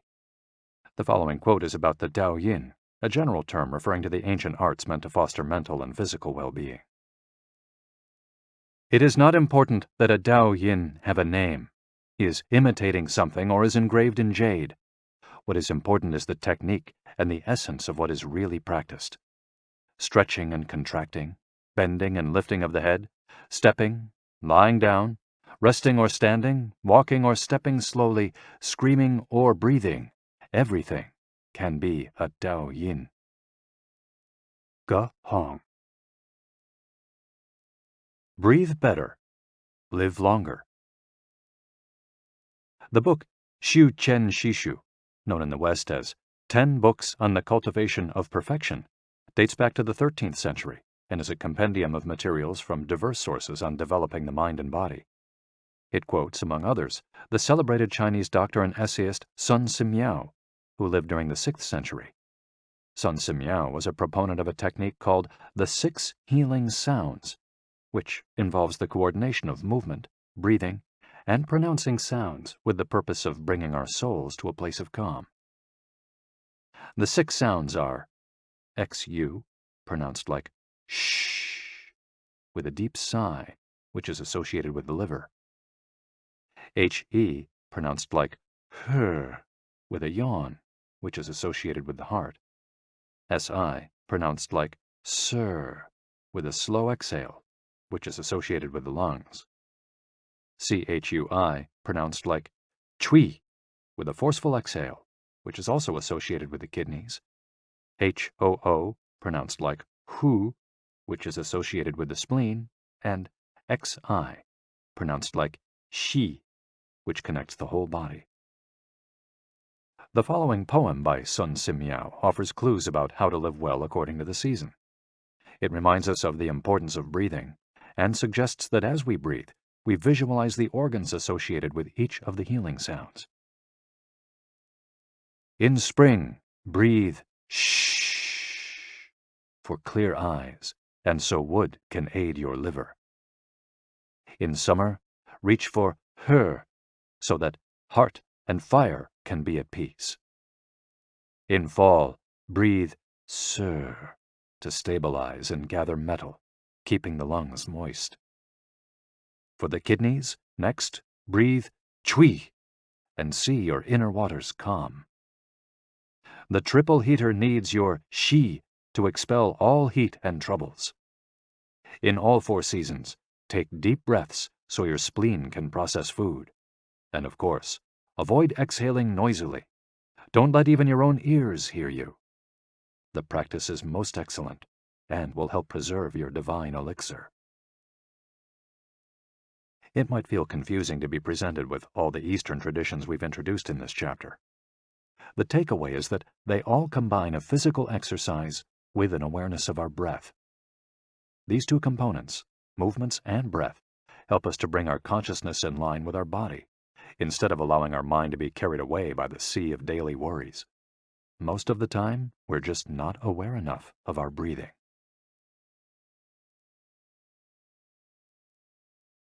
Chapter 9. Resilience and Wabi-sabi. How to face life's challenges without letting stress and worry age you. What is resilience? One thing that everyone with a clearly defined ikigai has in common is that they pursue their passion no matter what. They never give up, even when the cards seem stacked against them or they face one hurdle after another. We're talking about resilience, a concept that's become influential among psychologists. But resilience isn't just the ability to persevere. As we'll hear in this chapter, it's also an outlook we can cultivate to stay focused on the important things in life, rather than what is most urgent, and keep ourselves from being carried away by negative emotions. In the final section of the chapter, we'll explore techniques that go beyond resilience to cultivate anti-fragility. Sooner or later, we all have to face difficult moments, and the way we do this can make a huge difference to our quality of life. Proper training for our mind, body, and emotional resilience is essential for confronting life's ups and downs. Nana Korobia Oki. Fall 7 times, rise 8. Japanese proverb. Resilience is our ability to deal with setbacks. The more resilient we are, the easier it will be to pick ourselves up and get back to what gives meaning to our lives. Resilient people know how to stay focused on their objectives, on what matters, without giving in to discouragement. Their flexibility is the source of their strength. They know how to adapt to change and to reversals of fortune. They concentrate on the things they can control and don't worry about those they can't. In the words of the famous Serenity Prayer by Reinhold Niebuhr, God, give us grace to accept with serenity the things that cannot be changed, courage to change the things which should be changed, and the wisdom to distinguish the one from the other. Emotional resilience through Buddhism and Stoicism. Siddhartha Gautama, Buddha, was born a prince of Kapilavastu, Nepal, and grew up in a palace surrounded by riches. At 16, he married and had a child. Not satisfied by his family's wealth, at 20, he decided to try a different lifestyle and ran away from the palace to live as an ascetic. But it wasn't asceticism that he was looking for. It didn't offer the happiness and well-being he sought. Neither wealth nor extreme asceticism worked for him. He realized that a wise person should not ignore life's pleasures. A wise person can live with these pleasures, but should always remain conscious of how easy it is to be enslaved by them. Zeno of Citium began his studies with the Cynics. The Cynics also led ascetic lives, leaving behind all earthly pleasures. They lived in the street, and the only thing they owned was the clothing on their backs. Seeing that cynicism did not give him a sense of well-being, Zeno abandoned its teachings to found the school of Stoicism, which centers on the idea that there is nothing wrong with enjoying life's pleasures as long as they do not take control of your life as you enjoy them. You have to be prepared for those pleasures to disappear. The goal is not to eliminate all feelings and pleasures from our lives, as in cynicism, but to eliminate negative emotions. Since their inception, one of the objectives of both Buddhism and Stoicism has been to control pleasure, emotions, and desires. Though the philosophies are very different, both aim to curb our ego and control our negative emotions. Both Stoicism and Buddhism are, at their roots, methods for practicing well-being. According to Stoicism, our pleasures and desires are not the problem. We can enjoy them as long as they don't take control of us. The Stoics viewed those who were able to control their emotions as virtuous. What's the worst thing that could happen? We finally land our dream job, but after a little while we're already hunting for a better one. We win the lottery and buy a nice car, but then decide we can't live without a sailboat. We finally win the heart of the man or woman we've been pining for, and suddenly we find we have a wandering eye. People can be insatiable. The Stoics believe that these kinds of desires and ambitions are not worth pursuing. The objective of the virtuous person is to reach a state of tranquility, apatheia, the absence of negative feelings such as anxiety, fear, shame, vanity, and anger, and the presence of positive feelings such as happiness, love, serenity, and gratitude. In order to keep their minds virtuous, the Stoics practiced something like negative visualization. They imagined the worst thing that could happen in order to be prepared if certain privileges and pleasures were taken from them. To practice negative visualization, we have to reflect on negative events, but without worrying about them. Seneca, one of the richest men in ancient Rome, lived a life of luxury, but was, nonetheless, an active Stoic. He recommended practicing negative visualization every night before falling asleep. In fact, he not only imagined these negative situations, he actually put them into practice. For example, by living for a week without servants, or the food and drink he was used to as a wealthy man. As a result, he was able to answer the question, what's the worst thing that could happen? Meditating for healthier emotions. In addition to negative visualization and not giving in to negative emotions, another central tenet of Stoicism is knowing what we can control and what we can't, as we see in the Serenity Prayer. Worrying about things that are beyond our control accomplishes nothing. We should have a clear sense of what we can change and what we can't, which in turn will allow us to resist giving in to negative emotions. In the words of Epictetus, "It's not what happens to you, but how you react that matters." In Zen Buddhism, meditation is a way to become aware of our desires and emotions, and thereby free ourselves from them. It's not simply a question of keeping the mind free of thoughts, but instead involves observing our thoughts and emotions as they appear, without getting carried away by them. In this way, we train our minds not to get swept up in anger, jealousy, or resentment. One of the most commonly used mantras in Buddhism focuses on controlling negative emotions. Om Mani Padme Hum, in which Om is the generosity that purifies the ego, Ma is the ethics that purifies jealousy, Ni is the patience that purifies passion and desire, Pad is the precision that purifies bias, Me is the surrender that purifies greed, and Hum is the wisdom that purifies hatred. The here and now and the impermanence of things. Another key to cultivating resilience is knowing in which time to live. Both Buddhism and Stoicism remind us that the present is all that exists, and it is the only thing we can control. Instead of worrying about the past or the future, we should appreciate things just as they are in the moment, in the now. The only moment in which you can be truly alive is the present moment. observes the Buddhist monk Thich Nhat Hanh. In addition to living in the here and now, the Stoics recommend reflecting on the impermanence of the things around us. The Roman Emperor Marcus Aurelius said that the things we love are like the leaves of a tree. They can fall at any moment with a gust of wind. He also said that changes in the world around us are not accidental, but rather form part of the essence of the universe, a rather Buddhist notion, in fact. We should never forget that everything we have and all the people we love will disappear at some point. This is something we should keep in mind, but without giving in to pessimism. Being aware of the impermanence of things does not have to make us sad. It should help us love the present moment and those who surround us. All things human are short-lived and perishable, Seneca tells us.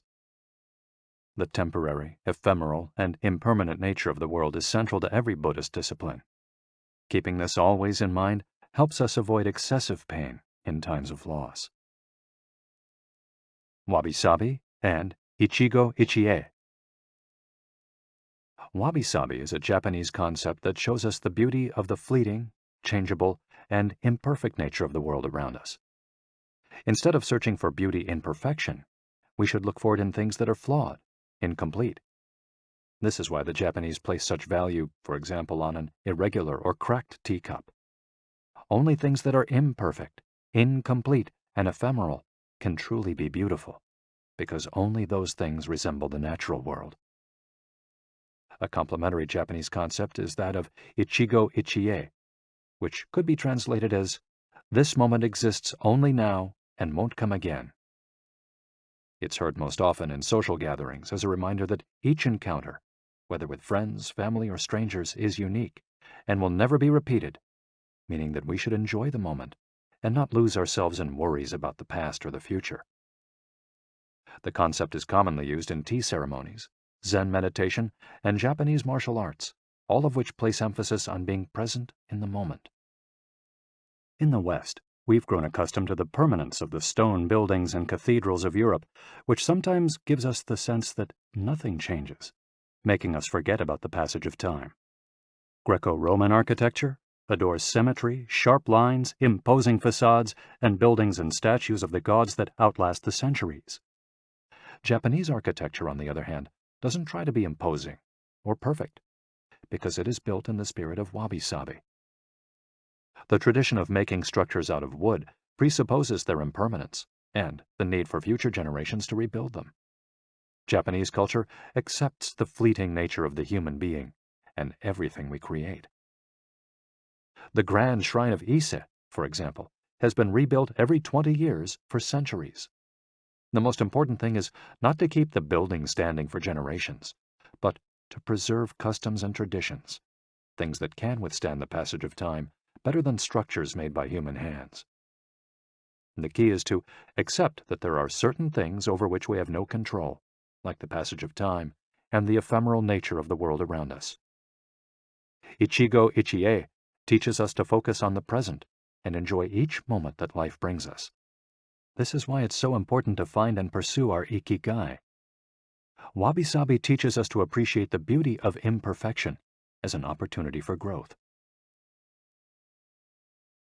Beyond resilience, anti-fragility. As the legend goes, the first time Hercules faced the Hydra, he despaired when he discovered that cutting off one of its heads meant that two would grow back in its place. He would never be able to kill the beast if it got stronger with every wound. As Nassim Nicholas Taleb explains in Anti-Fragile, Things That Gain from Disorder, we use the word fragile to describe people, things, and organizations that are weakened when harmed, and the words robust and resilient for things that are able to withstand harm without weakening. But we don't have a word for things that get stronger when harmed, up to a point. To refer to the kind of power possessed by the Hydra of Lerna, to talk about things that get stronger when they are harmed, Taleb proposed the term anti-fragile. Anti-fragility is beyond resilience or robustness.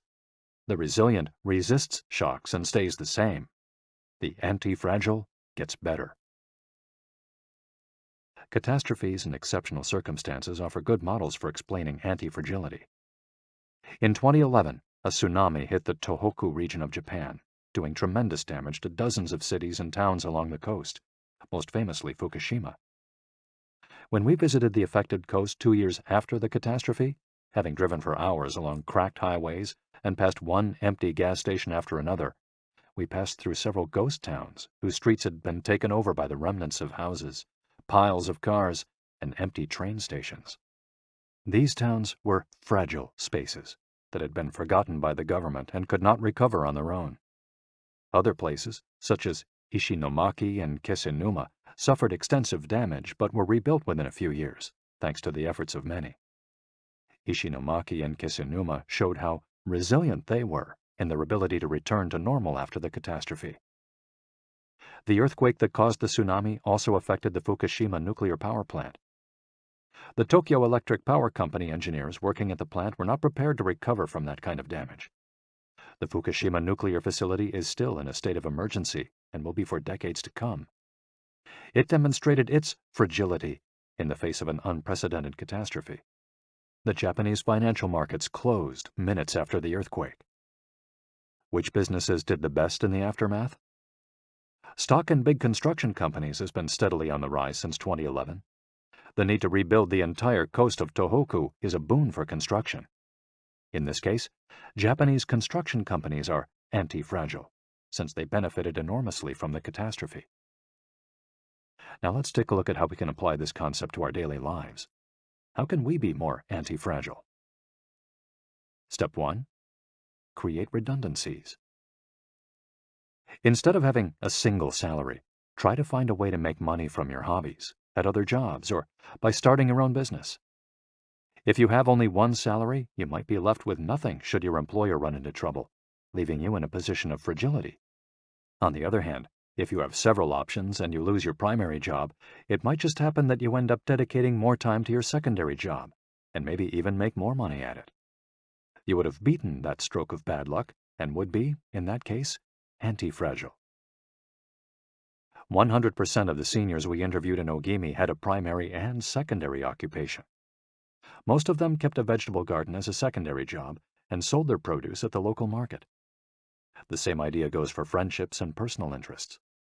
It's just a matter, as the saying goes, of not putting all your eggs in one basket. In the sphere of romantic relationships, there are those who focus all their energy on their partner and make him or her their whole world. Those people lose everything if the relationship doesn't work out. Whereas, if they've cultivated strong friendships and a full life along the way, they'll be in a better position to move on at the end of a relationship.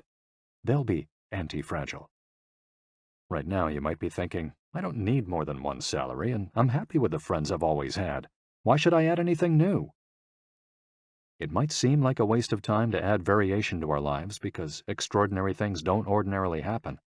We slip into a comfort zone. But the unexpected always happens, sooner or later.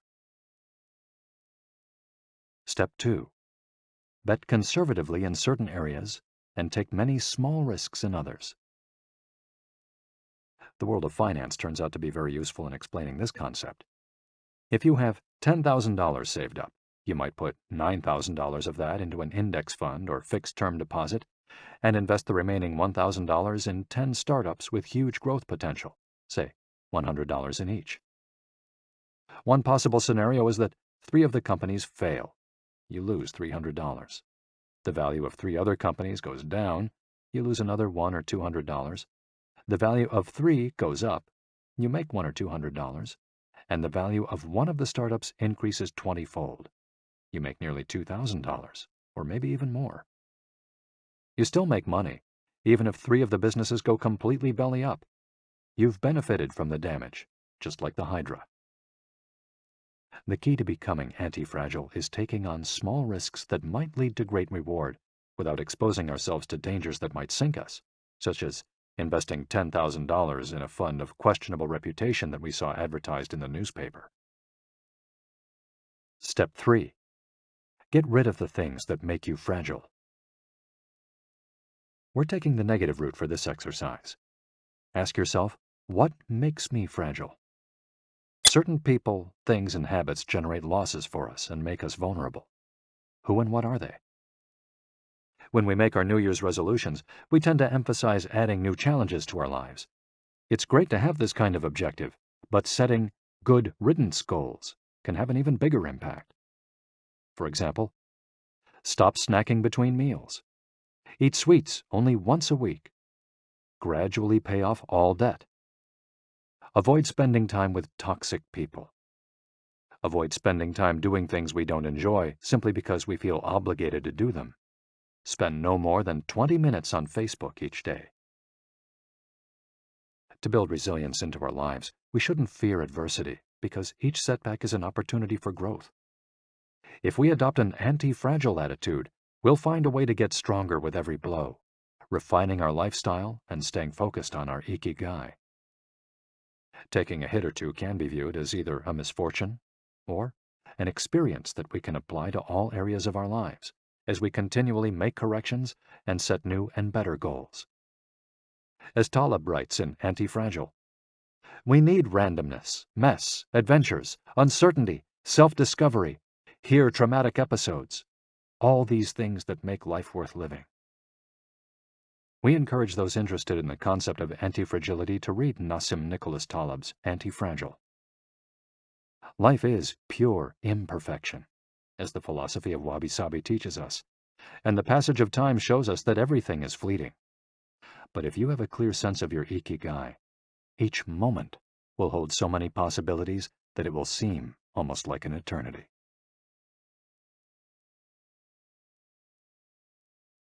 Epilogue.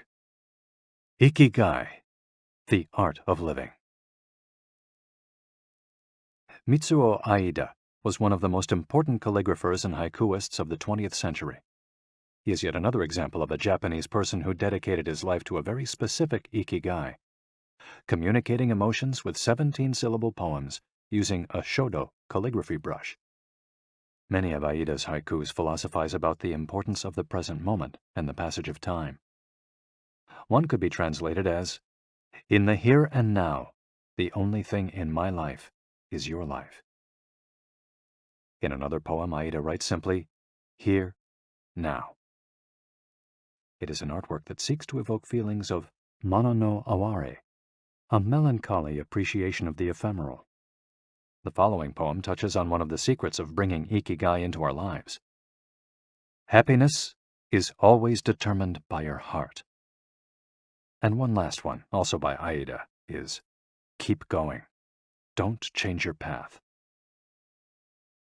Once you discover your ikigai, pursuing it and nurturing it every day will bring meaning to your life. The moment your life has this purpose, you will achieve a happy state of flow in all you do, like the calligrapher at his canvas or the chef who, after half a century, still prepares sushi for his patrons with love. Conclusion. Our ikigai is different for all of us, but one thing we have in common is that we're all searching for meaning. When we spend our days feeling connected to what is meaningful to us, we live more fully. When we lose the connection, we feel despair. Modern life estranges us more and more from our true nature, making it very easy for us to lead lives lacking in meaning. Powerful forces and incentives, money, power, attention, success, distract us on a daily basis. Don't let them take over your life. Our intuition and curiosity are very powerful internal compasses to help us connect with our ikigai. Follow those things you enjoy and get away from or change those you dislike. Be led by your curiosity and keep busy by doing things that fill you with meaning and happiness. It doesn't need to be a big thing. We might find meaning in being good parents or in helping our neighbors. There is no perfect strategy to connecting with our ikigai. But what we've learned from the Okinawans is that we should not worry too much about finding it. Life is not a problem to be solved. Just remember to have something that keeps you busy doing what you love while being surrounded by the people who love you. The 10 Rules of Ikigai. We'll conclude this journey with 10 rules we've distilled from the wisdom of the long-lived residents of Ogimi. 1. Stay active. Don't retire. Those who give up the things they love doing and do well lose their purpose in life. That's why it's so important to keep doing things of value, making progress, bringing beauty or utility to others, helping out, and shaping the world around you, even after your official professional activity has ended. 2. Take it slow. Being in a hurry is inversely proportional to quality of life. As the old saying goes, walk slowly and you'll go far. When we leave urgency behind, life and time take on new meaning. 3. Don't fill your stomach. Less is more when it comes to eating for long life, too. According to the 80% rule, in order to stay healthier longer, we should eat a little less than our hunger demands, instead of stuffing ourselves. 4. Surround yourself with good friends. Friends are the best medicine. There for confiding worries over a good chat, sharing stories that brighten your day, getting advice, having fun, dreaming, in other words, living. 5. Get in shape for your next birthday. Water moves. It is at its best when it flows fresh and doesn't stagnate. The body you move through life in needs a bit of daily maintenance to keep it running for a long time. Plus, exercise releases hormones that make us feel happy. 6. Smile. A cheerful attitude is not only relaxing, it also helps make friends. It's good to recognize the things that aren't so great, but we should never forget what a privilege it is to be in the here and now, in a world so full of possibilities. 7. Reconnect with nature. Though most people live in cities these days, human beings are made to be part of the natural world.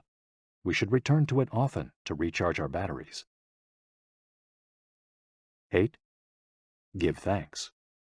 To your ancestors, to nature, which provides you with the air you breathe and the food you eat. To your friends and family, to everything that brightens your days and makes you feel lucky to be alive. Spend a moment every day giving thanks, and you'll watch your stockpile of happiness grow. 9. Live in the moment. Stop regretting the past and fearing the future. Today is all you have. Make the most of it.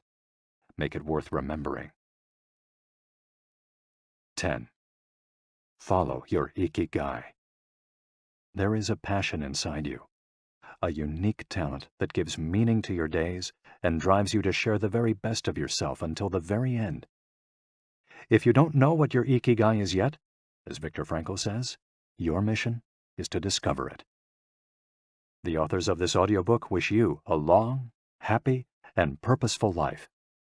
Thank you for joining us. Hector Garcia and Francesc Miralles. You've been listening to Ikigai, The Japanese Secret to a Long and Happy Life by Hector Garcia and Francesc Miralles, narrated by Walter Dixon.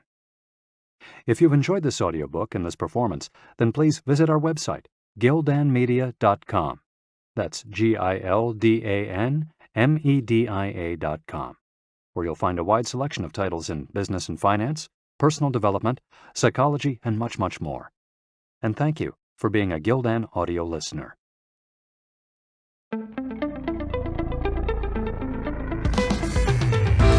This has been a Gildan audio production. For more affordable, mind-enriching programs, visit our website at gildanmedia.com.